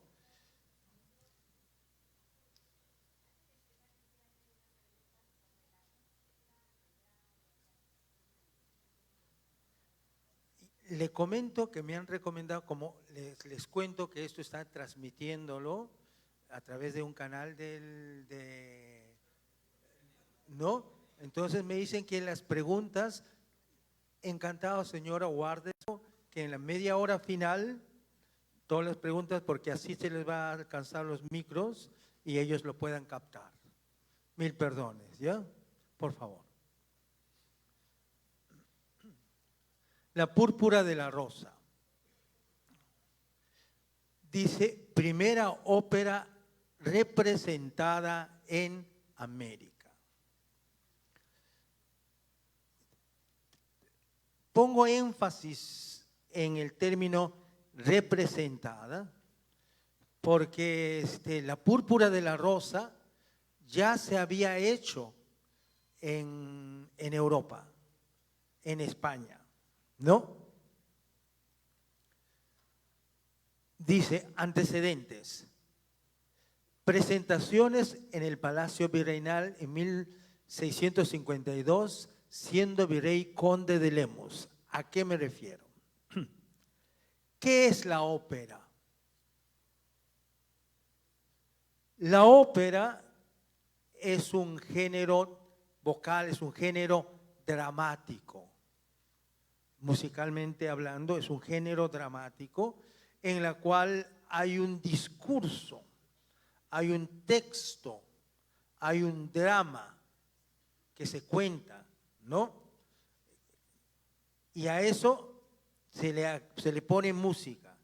Hay personajes, hay orquesta, hay coro, hay solista, hay distintos elementos. La ópera nace como una reacción a las distintas manifestaciones de la Europa del siglo XVI, siglo XVII. Es una búsqueda de un nuevo lenguaje, un lenguaje artístico. Es la síntesis de todas las artes. En la ópera nosotros encontramos literatura, porque hay un discurso, hay un texto, hay un libreto que está escrito de la forma más lograda, tiene un valor literario. Está la música, hay danza, hay pintura, hay escultura, es decir, están las 7 artes sintetizadas en una expresión denominada ópera, lo que ahora vendría a ser el cine. Una síntesis de todas las expresiones artísticas en estos tiempos postmodernistas es el cine. Entonces la ópera es un género musical que ha sido altamente desarrollada en la Europa de ese tiempo. Y un siglo después, señalamos en la primera parte, las primeras óperas están alrededor de 1600, ¿no? Un siglo después, en 1701, acá,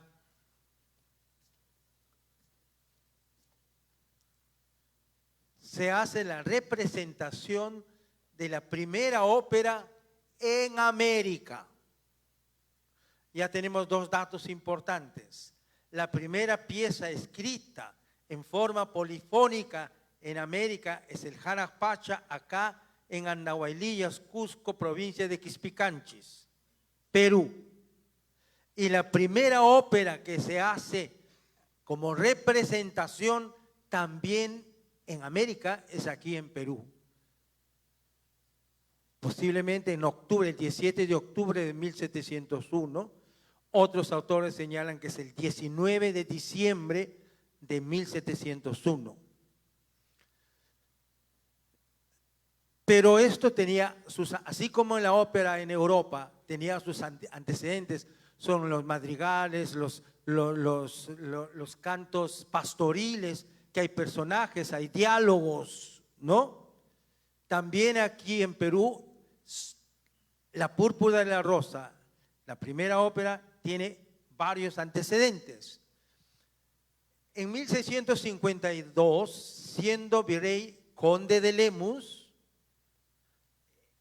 él además era músico. El famoso virrey conde de Lemus era también músico, un gran ilustrado. Se cree inclusive que la torre, ustedes ubiquémonos en la iglesia de Santo Domingo. ¿Conocemos todos la iglesia de Santo Domingo? Donde vivió San Martín, ¿verdad? La torre, en donde, ¿quiénes han subido a la torre? Varios, yo también. Yo llevo a mis alumnos a que suban la torre, que no se avienten nomás, ¿no? Ahora, es peligroso, ¿no? De un momento a otro se avientan. Bueno, sí. Se cree, se le atribuye que el diseño arquitectónico de esa torre la hizo el virrey, el conde de Lemus. Él era músico. Como músico, él dio oportunidad para que en el Palacio Virreinal, ¿no?, se hacía en los corrales de comedia, que se llamaban escenificaciones.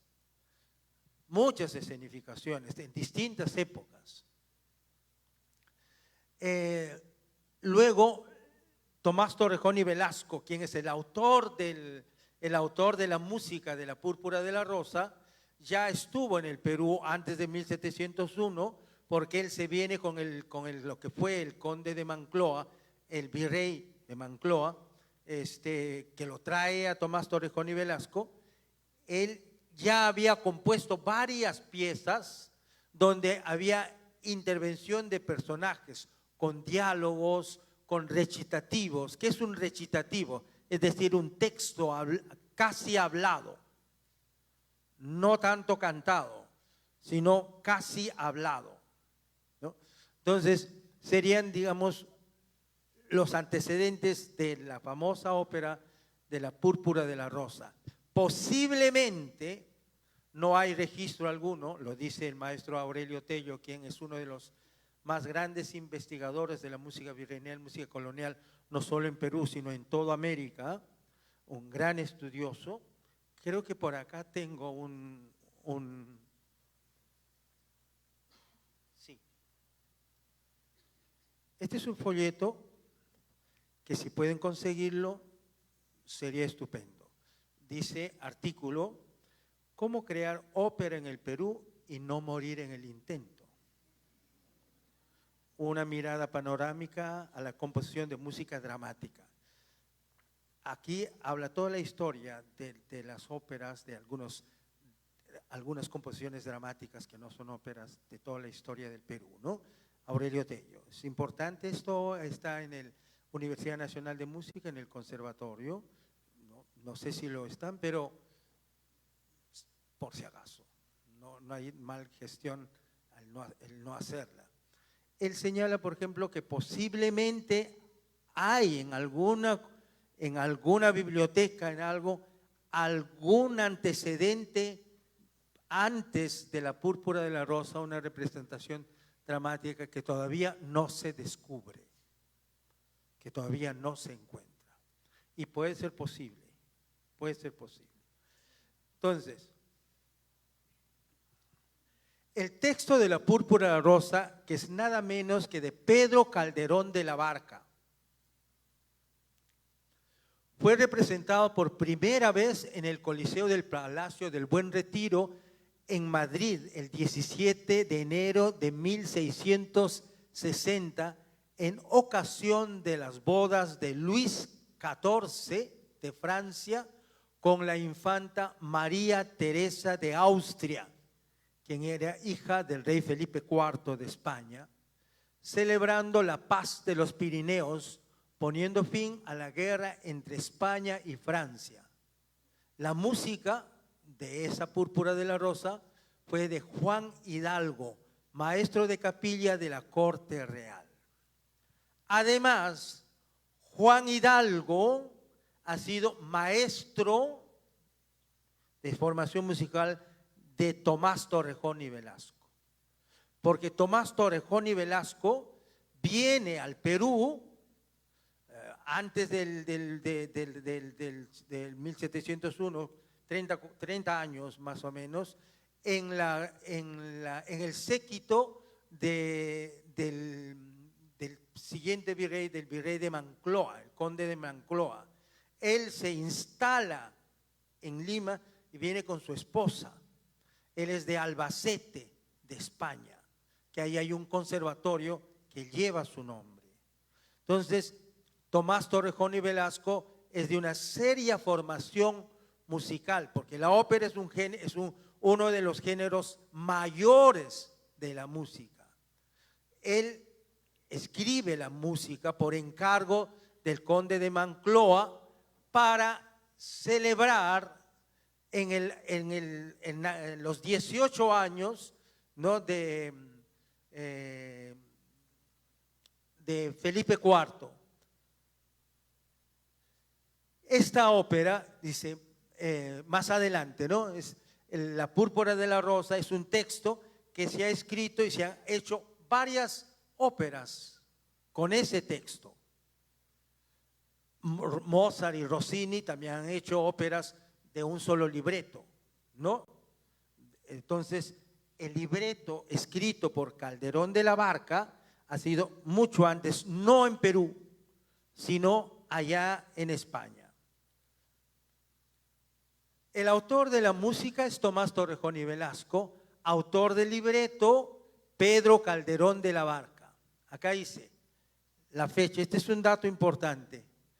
La primera representación pudo haber ocurrido el 19 de octubre de 1701, aunque algunos autores señalan que fue el 17 de diciembre. ¿Y por qué? Porque ese día era el onomástico de Luis XIV. Él cumplía 18 años, un jovencito, que ya era rey de España. Era su cumpleaños, pero además se celebraba un año de reinado, su primer año. Y en ese tiempo, ustedes saben que las fechas cívicas, porque Perú era un virreinato, por lo tanto, obedecía a las fechas cívicas españolas, era el nacimiento del virrey, cuando nacía el hijo del virrey, en este caso del rey de España, con mayor razón, y se celebraba en todas partes, ¿no? Entonces, esta ópera, por encargo del conde de Moncloa a Tomás Torrejón y Velasco, lo escribe, ¿no?, y se hace la primera representación.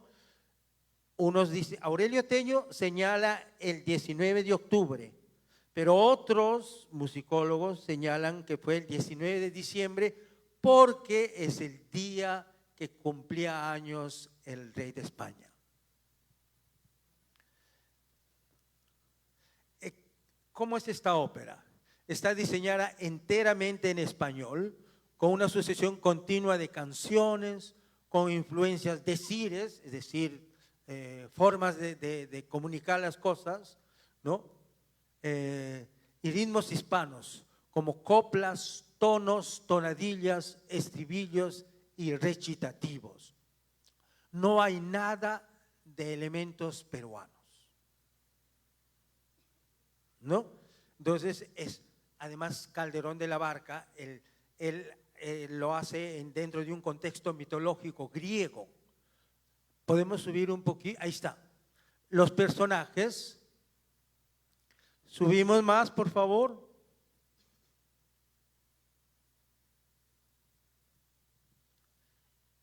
Venus, que todos sabemos, diosa del amor y reina de Chipre. Adonis, amante de Venus. Marte, dios de la guerra, enamorado de Venus. Belona, hermana de Marte. Chato, que es un labrador, un personaje cómico. No es Chato como nosotros decimos, ¿no? Simplemente es el nombre de un personaje. Selpa, esposa de Chato, personaje cómico también. Dragón, el dragón al servicio de Marte. Amor, el amor, o sea, el Cupido prácticamente. Flora, Cintia, Clori y Lidia son ninfas. ¿Y cuál es el drama? El drama es cuando en un triángulo amoroso entre el amor entre Adonis y Venus, pero el dios Marte, como siempre pasa, ¡pum!, se mete en donde no debe. Y este es el lío, ¿no? Y el viernes 14, ojalá que se hayan arreglado las cosas. No es cierto, porque son pleitos, es un triángulo amoroso. Y Marte se mete ahí, ¿no? Y como es un dios, se quiere imponer. Toda esa mitología griega no encaja dentro del pensamiento de la cultura peruana. ¿No es cierto? Es totalmente ajeno. Y ustedes dirán, ¿por qué? ¿Qué hacen estos personajes? Recordemos que cuando el hombre se mira a sí mismo y se revisa a sí mismo, hablando en el sentido de la humanidad, regresa al renacimiento. ¿Y qué es el renacimiento? El volver a las fuentes, al origen de las cosas, hablando culturalmente. Y las fuentes de la cultura occidental está en Grecia y Roma, sobre todo Grecia, ¿no es cierto? Entonces, Calderón de la Barca es un literato renacentista y estaba con toda esa ilustración y toda esa mentalidad, tanto de las letras españolas, pero también de todo lo que es el regresar hacia las raíces, hacia el mundo griego. Y es por eso que estos personajes, dentro de ese contexto, es lo que se da esta ópera, que al mirar, al observar, no tiene ninguna relación con nuestra cultura, pero sí dentro del contexto histórico del desarrollo de la música, ¿no? El Renacimiento que se regresa. Calderón de la Barca es un personaje ilustrado del renacentismo y es por eso que el tema central es con personajes griegos. Esa ópera en 1701 se escenifica aquí en Perú y se constituye la primera. Por eso es que no es una ópera peruana, porque el libreto no es peruano. Y no hay ningún. Manuel de Sumaya es un mexicano que sí, un año después en México escribe una ópera que también con texto y con elementos propios del lugar, ¿no? Entonces, esto es en el año 1701. Estamos en pleno barroco. Estamos en la época de todas las expresiones musicales que se dan en Europa, ¿no? Ya estaba Bach, ya estaba Haydn, estaba Vivaldi, ¿no? Y es contemporáneo a ellos es que se da esta ópera aquí en Perú. Ahora, un poco para tener una relación, nos quedamos brevemente cuando usted me preguntaba cuál es la diferencia entre la parte de un madrigal y un motete. La ópera es estrictamente profano. ¿no? El oratorio sí es de carácter sacro, que también es un género dramático. Es exactamente como la ópera, con personajes, con solistas, todo, pero cuyo texto y contexto es estrictamente sacro. Lo otro es profano, es decir, temas fuera de la concepción de la iglesia de ese tiempo. Que esto tiene sus antecedentes en los trovadores y los troveros. No es igual un trovador que un trovero, un juglar que un saltimbanqui, un minnesänger, un mastersinger. ¿Qué es un trovador? El trovador era un personaje ilustrado. Generalmente era hombres altamente ilustrados y entre ellos príncipes, reyes. ¿Por qué altamente ilustrados? Porque ellos tenían acceso a la educación. El pueblo no lo tenía. Entonces los trovadores son ellos en la parte sur de Francia, cuya lengua era oc. Y la lengua que utilizaban los troveros en el norte de Francia era la lengua oil. Ambos son los que hacen lo que es el francés contemporáneo. ¿Y quiénes son los troveros?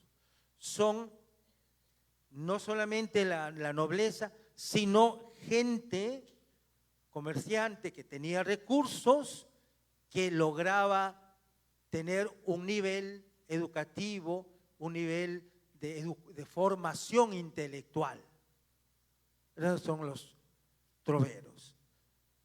Trovar es crear. Por esto se habla de la nueva trova cuando se habla de los personajes de cubanos, ¿no? ¿Cómo se llaman ellos? Silvio Rodríguez. ¿Quién más?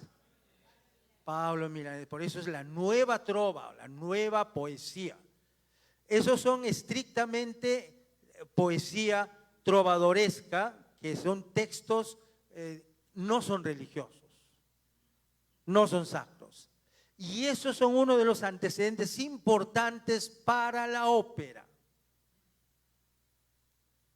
Entonces ahí, y eso era en el siglo XII, siglo XIII, siglo XIV, ¿no? Un amor, cuyo tema central era el gran amor. Generalmente que el gran noble o el duque, el príncipe o alguien de la casa real se enamoraba de una campesina y etcétera, etcétera, y todo el drama que se escribió mucha poesía alrededor de eso. Y eso no ha cambiado, porque si uno ve las novelas de Corín Tellado, no es cierto. El hombre con dinero que se enamora de alguien que vino a servir a la casa o que vende frutas en la esquina, o etcétera, etcétera. Ese es un tema recurrente. Muy bien. Entonces tenemos ahí la primera ópera escrita, representada en América. El compositor es Tomás Torrejón y Velasco, nacido en España, pero que radica aquí y que muere aquí. El libreto, escrito por Pedro Calderón de la Barca, un gran literato de gran teatro español, ¿no? Pero se escenifica aquí en Perú. Subimos, por favor. No. Eso. Ojo acá. Venid, venid deidades. Primera ópera. Ópera serenata escrita en el Perú.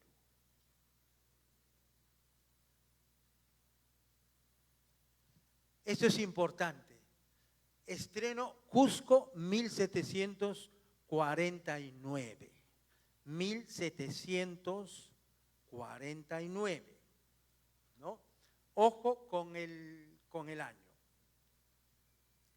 Autor Fray Esteban Ponce de León, que posiblemente haya sido un agustino, era un obispo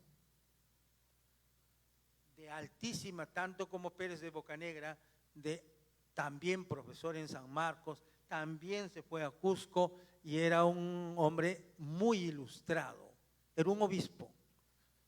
Y para ser obispo hay que tener un nivel altísimo en todo sentido.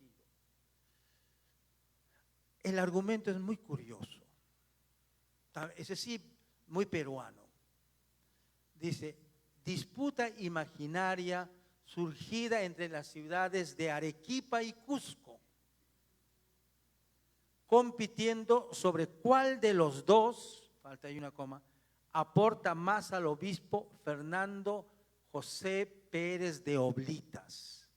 Es decir, ¿cuál de esas dos ciudades ha sido más importante en la vida del futuro obispo Fernando José Pérez de Oblitas?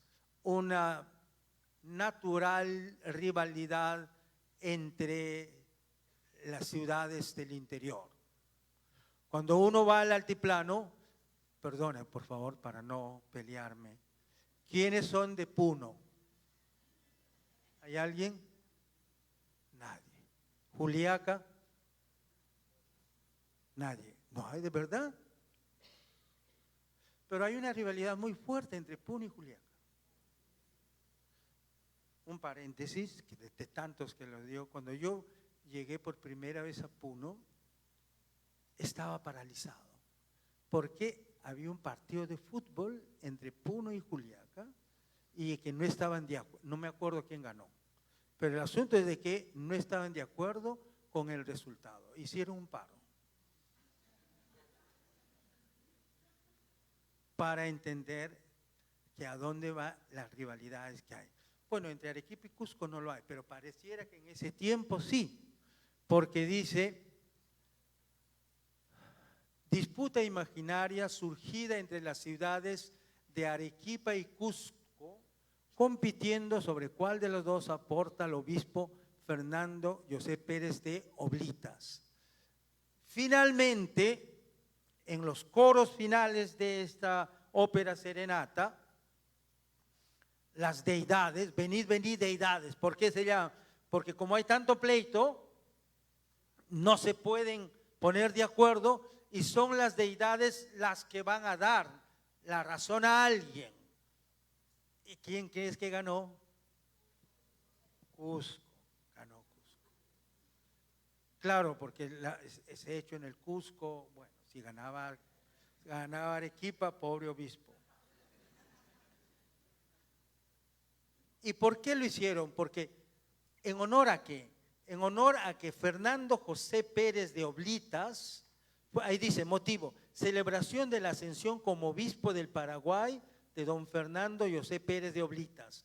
O sea, un clérigo importante del Cusco había sido ascendido a obispo de Paraguay y en honor a ese hecho, para entender cómo era tan importante ese tipo de conmemoraciones, se escribió Venid, venid deidades por Fray Esteban Ponce de León. Siendo fraile, él escribe un texto profano. Es por eso que posiblemente, según el maestro Aurelio Tello, señala de que el estreno o la puesta habría sido en el seminario del Cusco, lo que hoy es el famoso Hotel Monasterio, ¿no? El Hotel Monasterio que no he entrado porque es carísimo. Sí, solo hay que mirar. Entonces el Hotel Monasterio que está ahí, ¿no? Ahora es un gran hotel importante a nivel. Recuerden que Cusco es una de las capitales del mundo.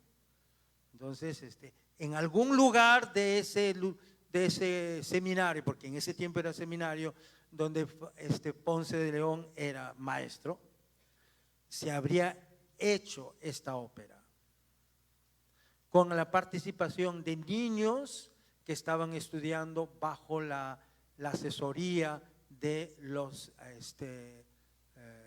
jesuitas, niños y personajes. Esta sí es la primera ópera realmente escrita en el Perú. Pero ¿cuál es importante?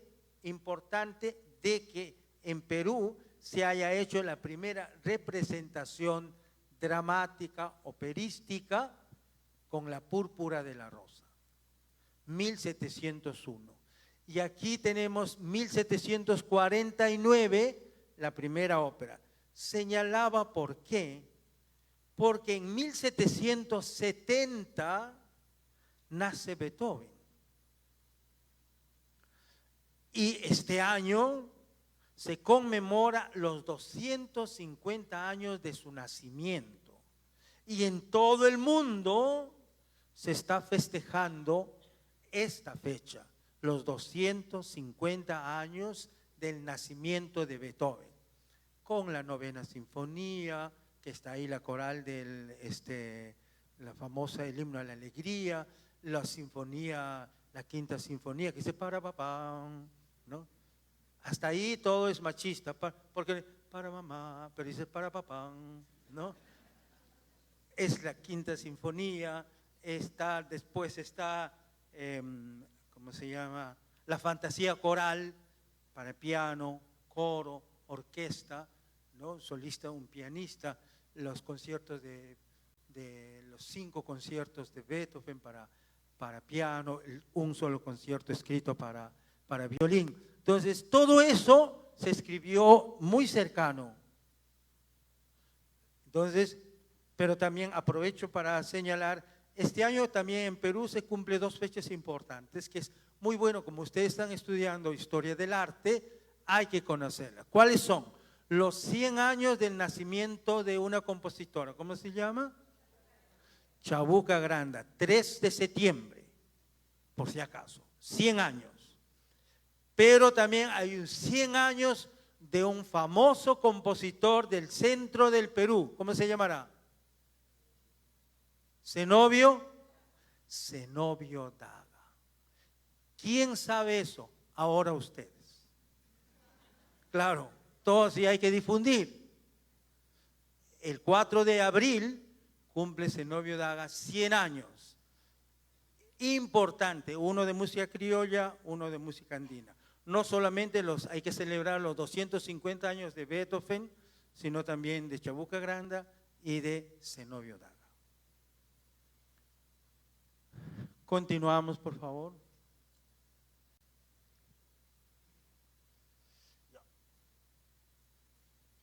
Códice Trujillo del Perú o Códex Martínez de Compañón.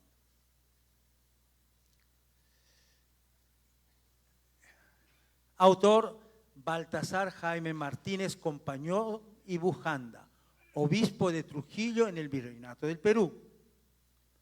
Entre los años 1782-1785, al recorrer Trujillo, Lambayeque, Chachapoyas, Cajamarca. Resumen del códice, después lo comentamos. Comprende aproximadamente 1400 acuarelas en 9 tomos que ilustran la naturaleza y la vida del obispado de Trujillo. El tomo 2 incluye manifestaciones musicales con 20 partituras de piezas musicales. Ahora bien, Martínez de Compañón es un obispo que viene desde Navarra y es destinado a la ciudad de Trujillo. Él recorre, visita su obispado, que era enorme, todo el norte, Trujillo, Lambayeque, ¿no? Chiclayo, Cajamarca, Chachapoyas y posiblemente Piura, aunque eso digo posiblemente porque era un obispado que pudiera venir del Ecuador, ¿no? Que es muy distinto. Y él, al recorrer, también era músico. Enseñaba canto gregoriano a todos los seminaristas del norte, muy ilustrado. Este señor obispo, ¿qué hace? Recorre y todas las expresiones, todas las formas de vida, en todos los aspectos, lo pinta en 1440 acuarelas. Ahí está todas las manifestaciones en las iconografías que ha hecho Martínez de Compañón. Eso debería estar en Perú, pero está en España. ¿Será porque él era español y era un informe que hacía al rey de esa época? ¿No? Entonces, está todas las conductas. ¿Qué pasaba en la educación? ¿Qué pasaba con la actividad agrícola? ¿Qué pasaba con la actividad comercial? ¿Qué pasaba con la vida institucional? Entre ellos, el tomo 2, ahí está. El tomo 2 incluye manifestaciones musicales con 20 partituras de piezas musicales. Él ha escrito, ha transcrito los cantos de los lugares a donde él recorría. Están ahí, en partitura. Ese es uno de los documentos muy importantes en la historia del arte y en la historia del Perú. Son 1400 acuarelas y no se olvidó, y hay 20 partituras de música. Subimos, por favor. Y miren ustedes estas obras musicales. Arriba, hoy no tanto, por favor, todavía ahí, un poco más, ahí. Cashua, que es una danza, a dúo y a cuatro con violines y bajo, al nacimiento de Cristo nuestro Señor. Está transcrito tal como está en las. Seguimos. Cashua, es un guainito, a voz y bajo al nacimiento de Cristo nuestro Señor. Alegro, tonada, el congo a voz y bajo para bailar cantando. Seguimos, por favor. Majestuoso, baile del chimo a violín y bajo. ¿Qué es de chimo? Viene de chimú. No es otra cosa sino un baile de chimú para cantar con violín y bajo. Baile. Luego está baile de danzantes con pífano, ¿no? Y tamboril entre 4 y 8 o más de pareja, ¿no? Con espada en mano o pañuelos en forma de contradanza, que era una danza española. Tonada del chimo a 2 voces, bajo y tamborín para bailar cantando. Alegro, tonada, la lata a voz y bajo para bailar cantando. Tonada, la donosa a voz y bajo para bailar cantando. Tonada, el conejo a voz y bajo para bailar cantando. Tonada, el conejo a voz y bajo para bailar cantando. Uno es alegro y otro es andantino. ¿Qué es un alegro? ¿Qué es un andantino? Es el carácter. El carácter es el espíritu. Alegro. Andantino es tranquilo, sereno. Yo siempre digo andar continuo, andantino. Es caminar serenamente. El andante es como caminar, es la velocidad de una pieza. Luego, andantino también, tonadilla, llámese el palomo, del pueblo de Lambayeque para cantar y bailar. Lanchas para bailar. Andantino, tonada, el diamante para bailar cantando de chachapoyas. Chachapolas. Escrito como está. Seguimos, por favor. Alegro, tonada, el Tupamaro de Cajamarca. Esta es una escenificación de la muerte de Atahualpa, porque los caciques de esa época, recuerden que el 4 de noviembre de 1700, no me acuerdo la fecha exacta, se levanta Tupac Amaru II, 80, bravo. Entonces, todavía estaba fresco, porque él hace la recopilación 1782 al 85. Todos los caciques se quieren llamar Tupamaro y toman sus nombres y se mantiene como Tupamaro. Este es un homenaje a ellos, un homenaje a Tupamaro. ¿Dónde está eso? De Cajamarca. Caxamarca, que ahora se llama Cajamarca, pero no era Cajamarca, sino Cachamarca. ¿Qué significa Cachamarca? Tierra de espinas. Entonces, en el lugar había cacha, espinas que te pinchan. Entonces, no era Caxa, los españoles le pusieron Caxamarca y lo han suavizado y ahora se llama Cajamarca, pero en realidad el nombre es Cachamarca, lugar o tierra de espinas. Marca es lugar, ¿no? Lugar de espinas. Luego, tonada La Brujita para cantar de Huamachuco, ya en Trujillo. Majestuoso Cachua, la despedida de Huamachuco. Tonada El Tupamaro de Cajamarca. Cachua Serranita nombrada El Huicho Nuevo, que cantaron y bailaron 8 payas de Otusco, esto ya está más hacia la sierra, como las payas de Corongo, a Nuestra Señora del Carmen de la ciudad de Trujillo. Andante Cachua, Cachuita de la montaña, llamádase El Buen Querer. Este documento de los códices de Martínez de Compañón es muy importante. No sé si podemos ver la parte musical. ¿Podemos ver la partitura, por favor? La que está en PDF. Y voy a traerme un poquito de agua.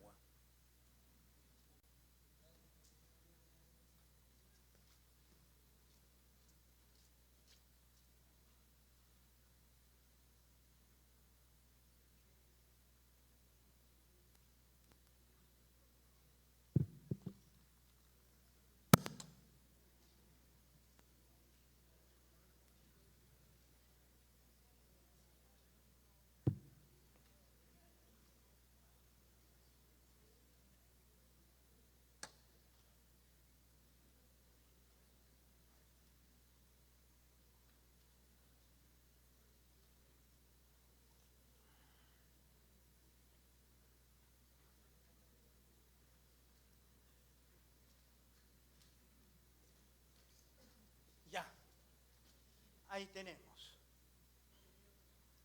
2 cachuas a la Navidad. Esta es una partitura, dice flauta arriba, flauta 1, flauta 2 y clarinete. Soprano 1, soprano 2 y alto. Subimos. Este es el teclado, ¿no? Y ahí está la mi mayor, ese es el cifrado. Por supuesto que así no lo ha escrito Martínez de Compañón, esto ya está modernizado, actualizado. Esto es toda esta partitura, seguimos violín 1, ¿no? Este es bajo, cello, contrabajo, continuamos, ahí está el bajo, y este es el ritmo, tada, un papa, muy fácil, esto lo podemos tocar.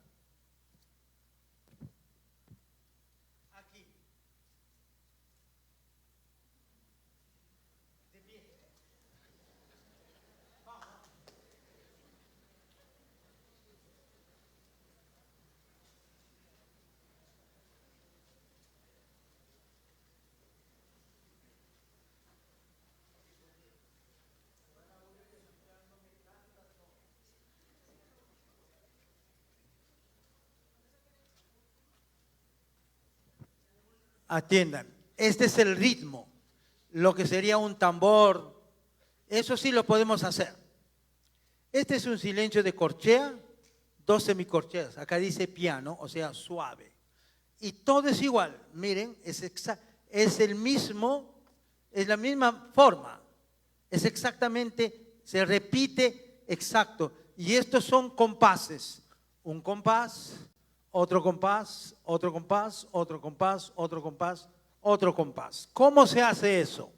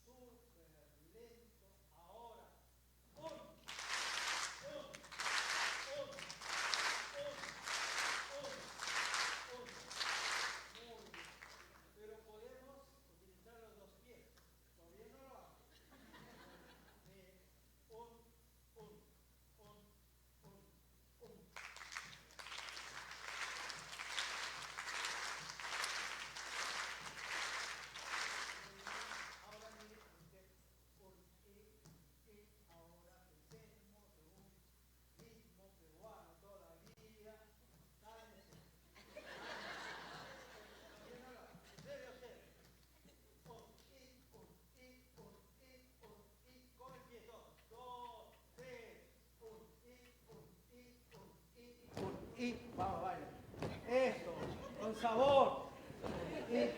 Y ahora, manos arriba. Un asalto. Y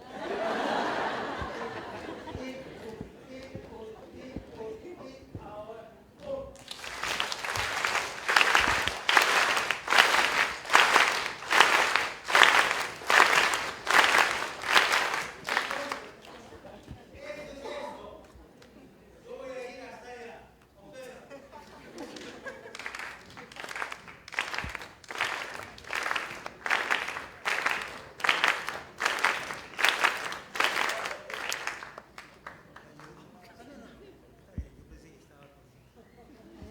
Se dan cuenta que están leyendo una negra que tiene un silencio de corchea y dos semicorcheas. Y es un guainito, un tata, un papa, un tata.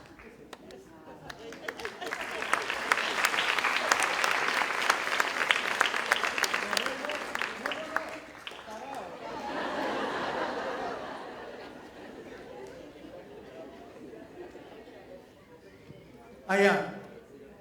Decía que es parados. Todos. Entonces observarán un tada, un papa, un papa, un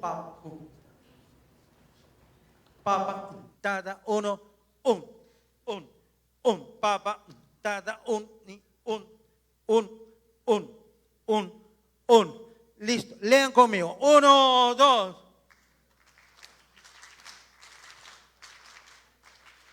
Yo digo y ustedes tocan las dos palmas.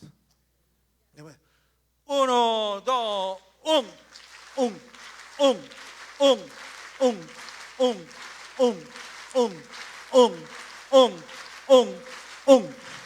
Correcto.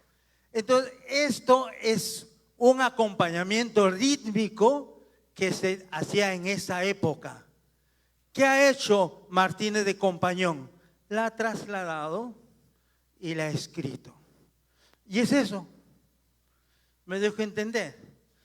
Ustedes están haciendo exactamente lo que se hacía en 1782.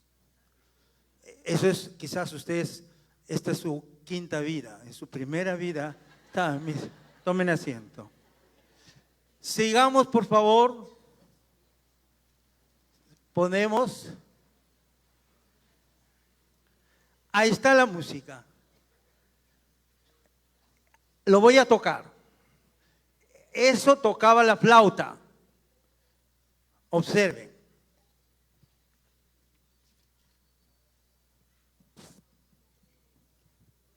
Ahora, ¿cómo está esto?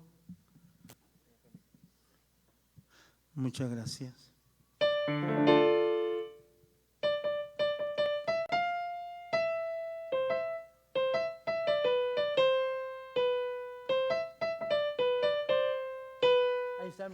Voy a tocar la línea superior, un poco lento.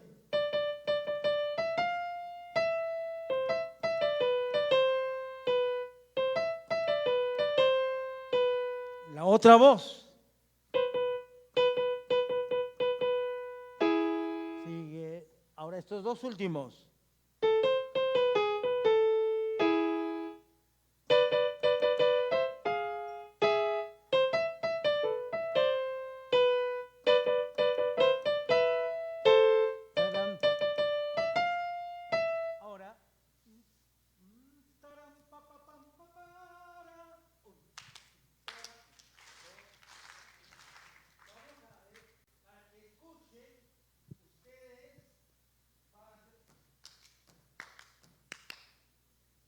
Para que escuchen todos ustedes los que están cerca al cielo. Y ustedes, arriba, ya están casi ángeles, ¿no? Entonces, ustedes van a hacer un tata, un papa, y ustedes, taram, papapa, yo lo voy a cantar. Taram, papapam, papara, taram, papapam, papara. 1, 2 y tan. Muy bien. Ahora van a empezar juntos. Escuche el resto. 2 y param pa param para pa taram pa pa pam pa para tatam pa pa pam pa para Ta, tan, ta, ta, tan, ta, ta. Eso que estamos cantando y tocando está escrito ahí. ¿Me dejo entender? Ahora, hay que tocar un poquitito para sacar la música, ¿no? Seguimos, por favor. Más. Esa es la parte de la clave. Es el bajo. Tum, tum, tada, ahí está lo que acabamos de hacer. Seguimos. Más. Y ahí está toda la partitura. Siga, por favor. Ahí está el texto. Denos la esencia, señores. Denos la esencia, señores. Si puesto que es Nochebuena y ustedes se van a ir aprendiendo 2 líneas melódicas virreinales, esta y el Hanak Pacha. Escuchen esto.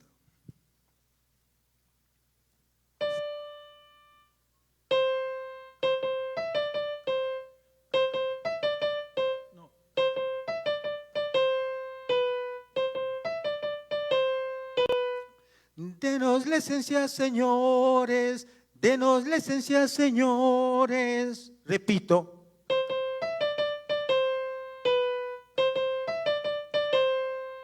Repito 2 veces y ustedes tienen que cantar. Denos la esencia, señores, denos la esencia, señores. 1, 2 y otro.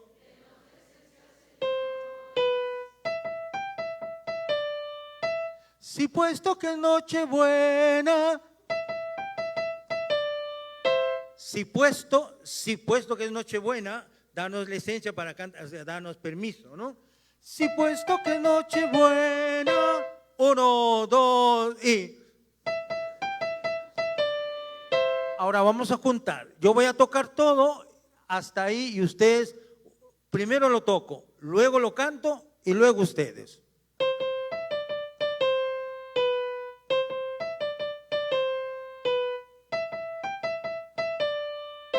Denos la esencia, señores, denos la esencia, señores, si puesto que Nochebuena, 1, 2 y...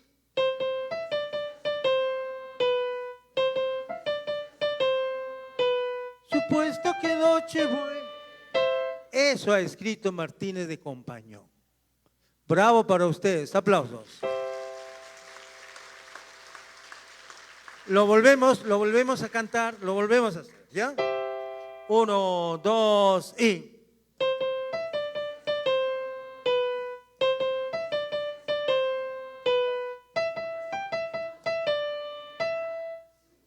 Claro, pero ahora vamos a ver qué sigue.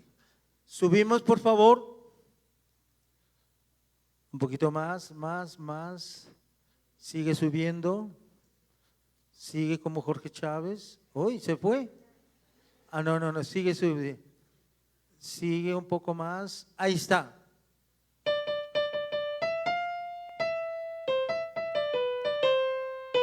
¿Qué dice ahí? Para cantar y bailar al uso de nuestra tierra.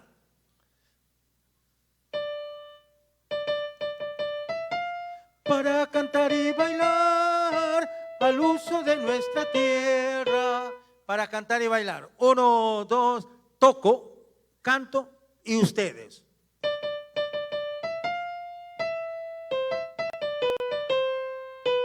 Yo. Para cantar y bailar al uso de nuestra tierra. Ustedes y para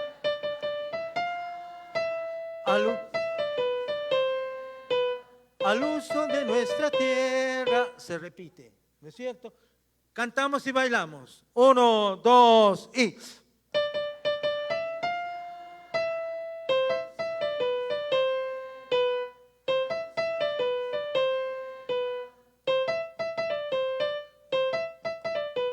No. Denos la esencia, señores, denos la esencia, señores, supuesto que Nochebuena para cantar y bailar al uso de nuestra tierra, al uso de nuestra tierra. 1, 2 y denos licencia, señores, denos licencia, señores, supuesto que noche buena para cantar y bailar. Otra vez.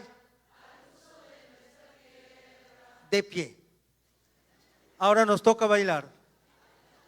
No, de pie, de pie. Presto.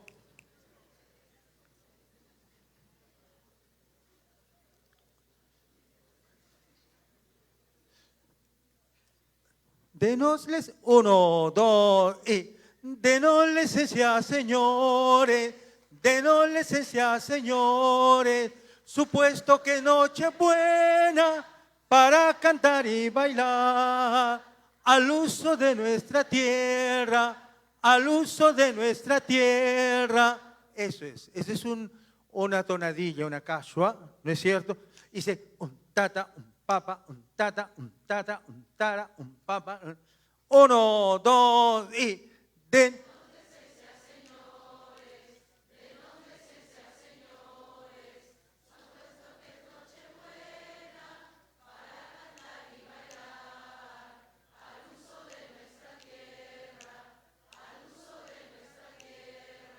Entonces, ¿qué hemos hecho? Hemos trasladado, o sea, gracias a Martínez de Compañón, estamos cantando una línea melódica del 1782-85, que por supuesto que debe estar escrito, habría estado ahí. Esta tonadilla, ¿no? Ahí dice 2 cachuas a la Navidad, o sea, 2 guainitos a la Navidad. Y hemos leído una partitura, más o menos, visualmente, y hemos hecho una lectura, una fotografía de lo que ha hecho Martínez de Compañón, que es este obispo. Lo vamos a hacer una última y dejamos, me queda media hora, y hablamos un rato el Hanak Pacha y las preguntas. ¿Algo? No, ¿no?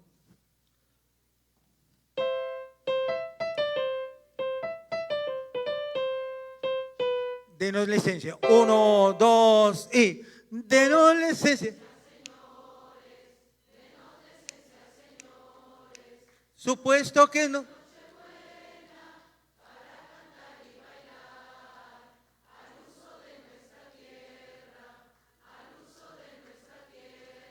Muy bien. Vamos a hacer un coro. Ustedes cantan. Ustedes tocan. Ustedes bailan. No, mentira. Todos ustedes van a cantar y todos ustedes van a acompañar. Papá.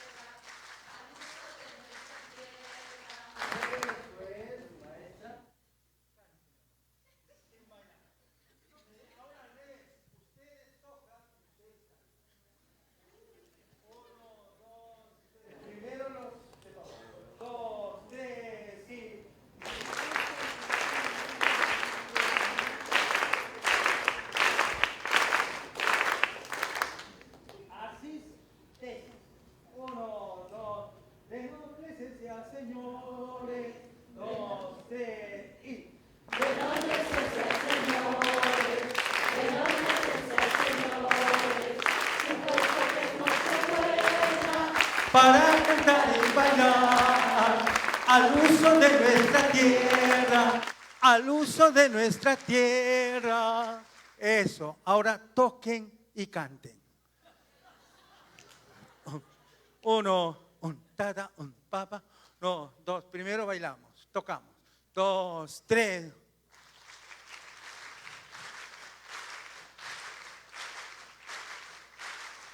Uno, dos y de no licencia, señores, de no licencia, señores, para cantar y bailar al uso de nuestra tierra, al uso de nuestra tierra. Bravísimo. Tomen asiento. Bueno, solamente tengan présteme el Janapacha. Voy a cantar el Janapacha, lo aprenden y después ya estamos sobre la hora y vienen las preguntas, me dicen.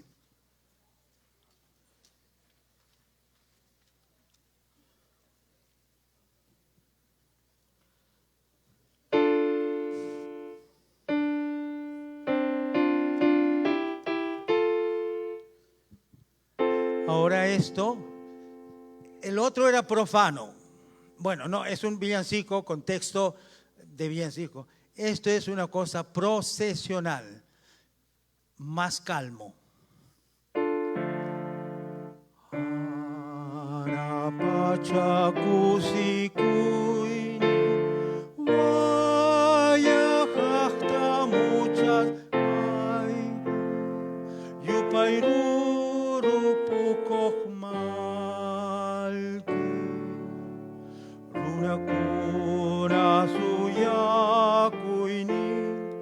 Kalpanapa que mi kuini wayas haita. Cante conmigo, no importa, diga pero cante. Sí, porque no importa, pero cante. Uno, dos y Pachakusi kuini warakakta mucha aiki yupairuru pukokmalki runakuna suya kuini kalpanapa kemi kuini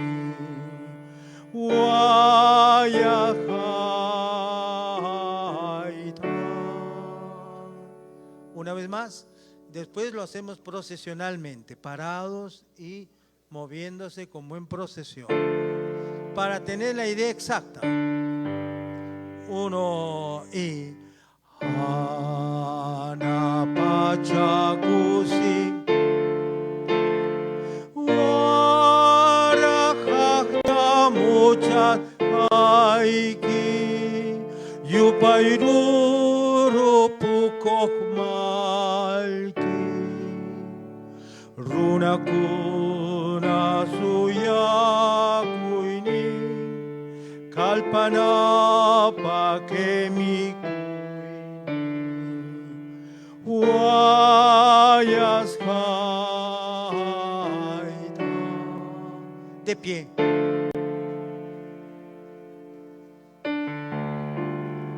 Vamos, ya vamos terminando, no se preocupen, ya.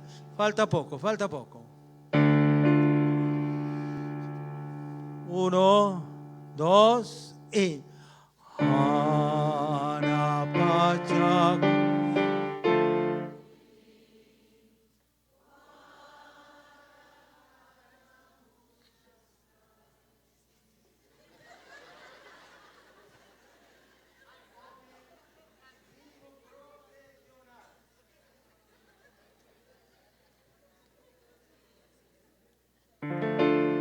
Listo. Un y dos y un y dos y un y los pies. Un y dos y un y dos y un. Sigue el texto acá arriba. Un y dos. Listo. Ahora. Ha, pacha kusikuini warajajta mucha aiki yupairuru pukohmal runakuna suyakuini kalpana pakemikuin wayasha aita. Bravo por todos.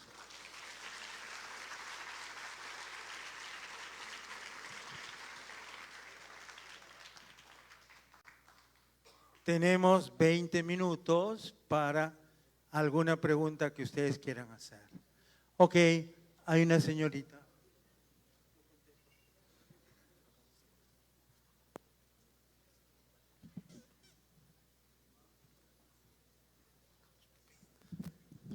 No se vayan tan rápido. A ver.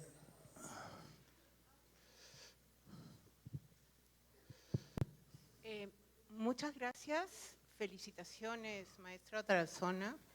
Aparte de ser usted un experto en el tema, tiene un gran valor didáctico. Bravo por eso. No. Mi pregunta tiene que ver cuando usted habló de la ópera, insistió en que era siempre sobre un tema dramático. Sin embargo, las de Mozart no lo son. ¿Es que es un tipo especial de ópera? Sí, cuando digo un tema dramático no me refiero a que tiene que ser porque hay óperas bufas, ¿no? Que son alegres, sino el drama es un argumento que tiene un trama, digamos, describe algo. Entonces, todo eso no es dramaturgia, sino una dramaturgia. Es por eso, no es por el carácter, es por eso. Ok. ¿Había alguien por ahí que levantó la mano? La señorita, no sé. Yo quisiera hacerle una pregunta. Los trabajos del maestro Componela, Campañó. ¿Dónde está? No lo veo. O sea, están dijo que en España. ¿Se puede tener acceso a él por vía digital?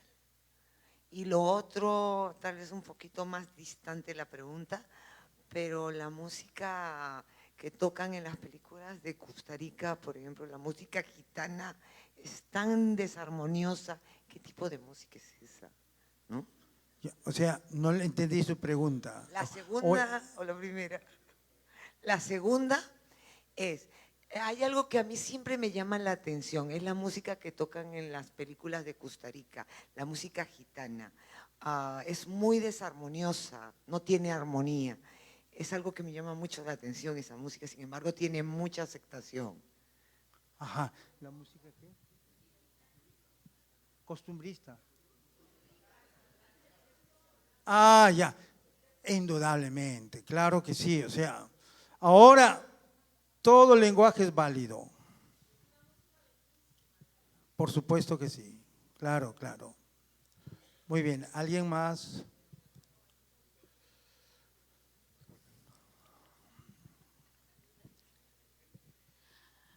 Buenas tardes. Lo felicito por su metodología, es muy dinámico, gracias.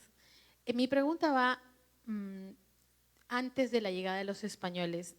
¿Qué tipo de música había y cuáles son las fuentes o dónde me recomienda usted encontrar información respecto a la música prehispánica? La música prehispánica es un espacio muy grande, porque recordemos que antes de la llegada de los españoles, si bien es cierto, encuentran el imperio incaico, pero había muchísimas naciones. Entonces, cada una de las naciones tenían sus propias expresiones, sus propias danzas. Generalmente, la música anterior a la llegada de los españoles tenía tres tipos. Uno, estaba ligado totalmente al quehacer cotidiano de todas las sociedades. No era como el mundo griego, en donde había el anfiteatro, en donde la gente iba a escuchar. El concepto de escuchar la música sin participar, sin hacerla, no existía en el antiguo Perú.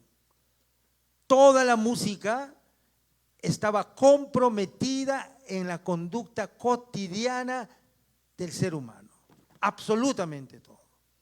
Como era una vida colectiva, sobre todo colectiva, entonces la música para el riego, para la siembra, para la cosecha, para el techado, para el nacimiento de un niño, para la celebración de una unión, todo era colectivo, todos participaban.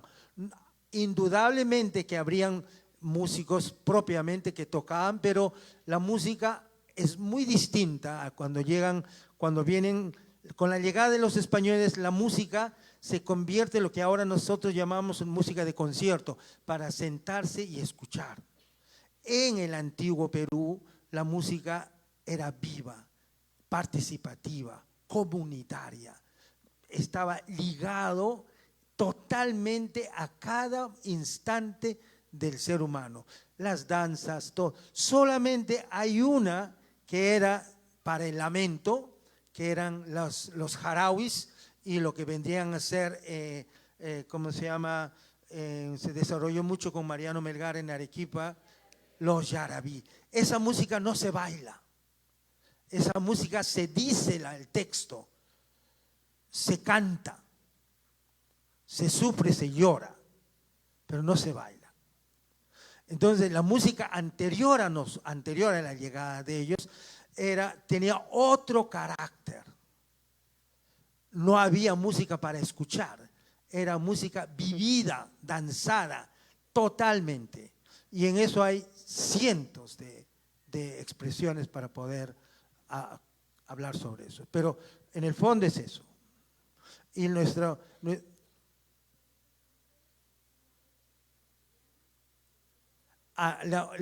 otro es ritualista, para la cuestión estrictamente del rito.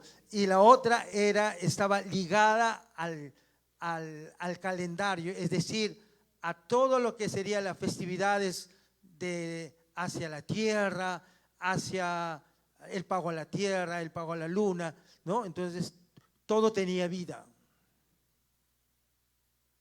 ¿Alguna otra pregunta? Hola, mi pregunta es sobre Hanak Pachak. ¿Dónde estás? Aquí. Oh, ya. Ya. Quería preguntarle si la partitura, como no está todo el arreglo, solo están las voces, si es en compás partido o el ritmo armónico se lleva en blancas. En realidad es un compás partido. Y además quería preguntarle si esas partes donde se pierde el primer tiempo, el tiempo fuerte, puede ser influencia de la cultura andina. Podría ser, ¿no? Porque tiene elementos pentafónicos. Y de ahí lo que usted señala es que el maestro Manuel Cuadros Bar, que nos ha dejado el año pasado, la danzaba. Él interpretaba esta música no procesionalmente, como dice los estudios, sino él lo interpretaba bailando, tocando, ¿no? Era una música más festiva. Sí. A ver, ¿alguien más? Gracias, me encantó su conferencia, vuelvo a recalcar, es muy didáctico, muy entretenido y mi pregunta es por el drama Ollantay, porque se atribuye la creación a un cura español, sin embargo se dice que el origen es mucho más antiguo, que era una tradición oral de los incas, que él simplemente recopila esto y ya lo vuelve un escrito, pero no se tiene el origen a ciencia cierta si es oral de los incas o es de este cura. No sé si usted tiene alguna información. Gracias. ¿Sobre quién? El drama Ollantay. Ah, el drama Ollantay. Sí. Hay una ópera, no hay una ópera Ollantay. Todos estos personajes se repiten. Posiblemente haya sido también una circunstancia que se ha repetido. Por ejemplo, para entender, cuando Arequipa, que viene del término Arequepay, que significa quédate aquí, narra el texto, ¿no? Se supone que un capitán o un gran jefe militar se enamora de una lugareña de Arequipa y no quiere continuar con el ejército y le dice al general, yo me quedo porque entonces él le dice, Arequepay, quédate aquí. Ese concepto también se repite en Huánuco. También un capitán, un personaje importante del ejército inca, se enamora de una lugareña y dice, yo me voy a quedar. Y el general le dice, entonces, Huánucuy, entonces muérete aquí. ¿No? Ese concepto se ha repetido y cuando llegan a ser estos personajes, posiblemente haya sido héroes de algunas otras culturas también. ¿Algo más? Sí, yo tengo Acá una la pregunta. maestra. Yo tengo el micro. Allá. Una pregunta. Conozco la cachua y sé que tiene un instrumento muy particular, que es como un carrizo largo que tiene una especie de mate a uno de los extremos, que hace como un pabellón sonoro. Y en la partitura en la que se representan las cachuas, imagino también que por la sublimación de Tupac Amaru se cambia o se sustituye por otro instrumento musical, de repente un poco más evangelizador, un poco más occidental. Quiero saber cómo es que hacen el paralelo del sonido de ese instrumento particular de la cachua en ese tipo de partituras, ¿no? ¿Cómo se suple? En realidad no se suple. Digamos, lo que se hace, por ejemplo, en ese tiempo no habían flautas. Tampoco podrían haber tocado violines. Entonces, lo que se ha hecho, ¿qué es lo que había? El ritmo y la voz y los instrumentos de viento. Lo que hace en esta versión moderna es adecuarlo a lo que es ahora. Esto se puede tocar con una orquesta y se puede cantar, pero en realidad se acerca nada más, pero no se suple, tendrían que tocarse con los mismos instrumentos. Solo es un acercamiento, no es una, digamos, no ha sido así, pero el texto y la música sí. La maestra. Maestro, me uno a las felicitaciones, extraordinaria su conferencia. Me da mucha curiosidad esta ópera que me parece se hizo en el siglo XVIII, llamada Las Indias Galantes. Me encantaría que me informe sobre eso. Gracias, maestra. Las Indias Galantes es una ópera justamente hecha por Rameau. Rameau, el que les comenté, el que se entró en discusión con Rousseau, él escribe esta ópera con las Indias Galantes. Cuando se descubre América y cuando después de buen tiempo llegan a través de las cortes, porque toda lo que se oye en Europa es a través de las cortes y de los viajeros, ¿no? Entonces, Jean-Philippe Rameau escribe Las Indias Galantes justamente en honor a todos los habitantes de esta parte del continente. La ópera Alcira, que se hizo el año pasado en el Gran Teatro, que el Coro Nacional, la Orquesta Sinfónica Nacional, es también una ópera que es la conquista del Perú. ¿Quién escribe? Giuseppe Verdi. La Perriccioli, la Perricol. ¿Quién escribe? Offenbach. Que escribe todas las cosas picarescas. Lo que llega allá son, perdone la palabra, los chismes, ¿no? Que hacía la Perriccioli con Vegete, ¿no es cierto? Claro, porque el virrey era muy mayor, pero estaba enamorado, pues, ¿no? Cambió toda la vida nocturna de la época. Entonces, tanto Philippe Rameau, Giuseppe Verdi, Offenbach, toman temas de aquí que llegan a Europa y las hacen. Las Indias Galantes, Alcira, la Perricol, que es en honor a Perriccioli, que se ha hecho el año pasado lo hizo el conjunto de ópera del conservatorio, o sea que también se aporta en ese sentido para los libretistas de ópera de esa época. Esta es la última pregunta del día de hoy. Muchas gracias por ¿Y dónde estás? Aquí estoy. Ah, ya, disculpa. No, no hay problema. Muchas gracias por la gran lección de hoy. Quisiera que me confirmara si es que entendí bien. Entonces, la música virreinal es barroca, ¿no? Luego, dos, quisiera saber si, por ejemplo, una melodía cantada, por ejemplo, el flamenco, lleno de melismas, podría ser considerada como un tipo de canto barroco. Luego, y la última, quería saber si es que hay algún registro de qué tanta aceptación tuvo la música clásica, así académica, dentro de la población peruana. Eso sería todo. ¿Qué tanto? ¿Qué tanta aceptación tuvo la música clásica o virreinal en el pueblo peruano? Muchas gracias. Sobre este último, miren, como todos sabemos, siempre el mundo académico tiene un espacio. Si hablamos de Kierkegaard, de Kafka, de Camus, de qué sé yo, pues, ¿no?, de Hess, tiene un espacio.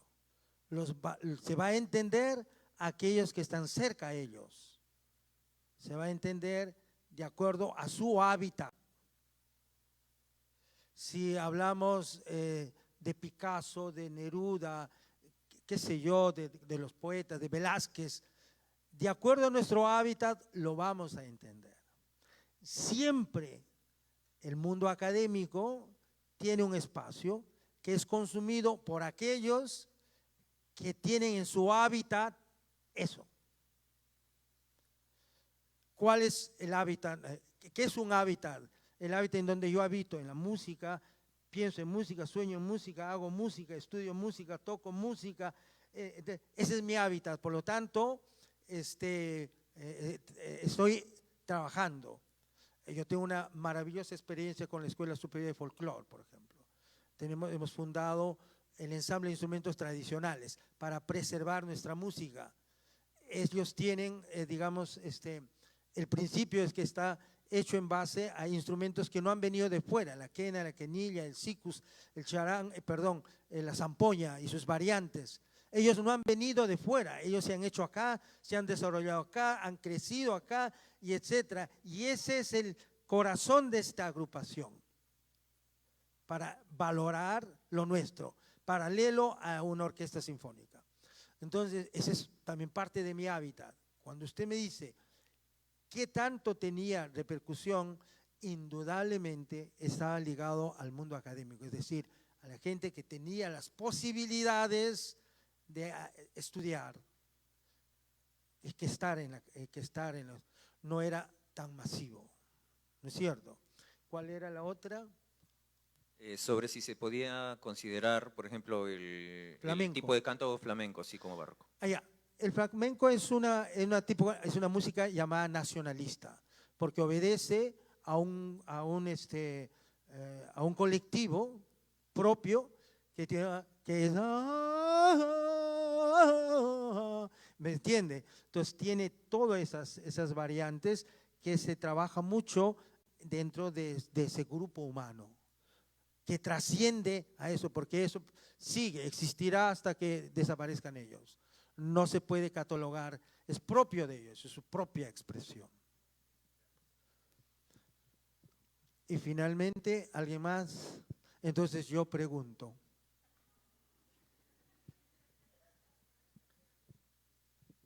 No, ya no pregunto, son las 12.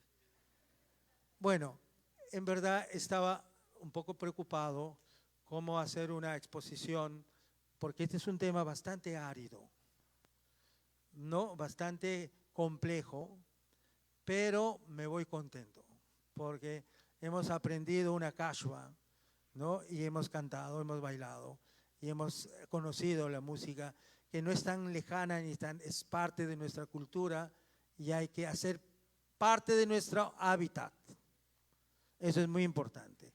Solamente quiero decirles para todos ustedes, si alguien quiere comunicarse conmigo, mi nombre es bien fácil, Wilfredo Tarazona con Z, hotmail.com.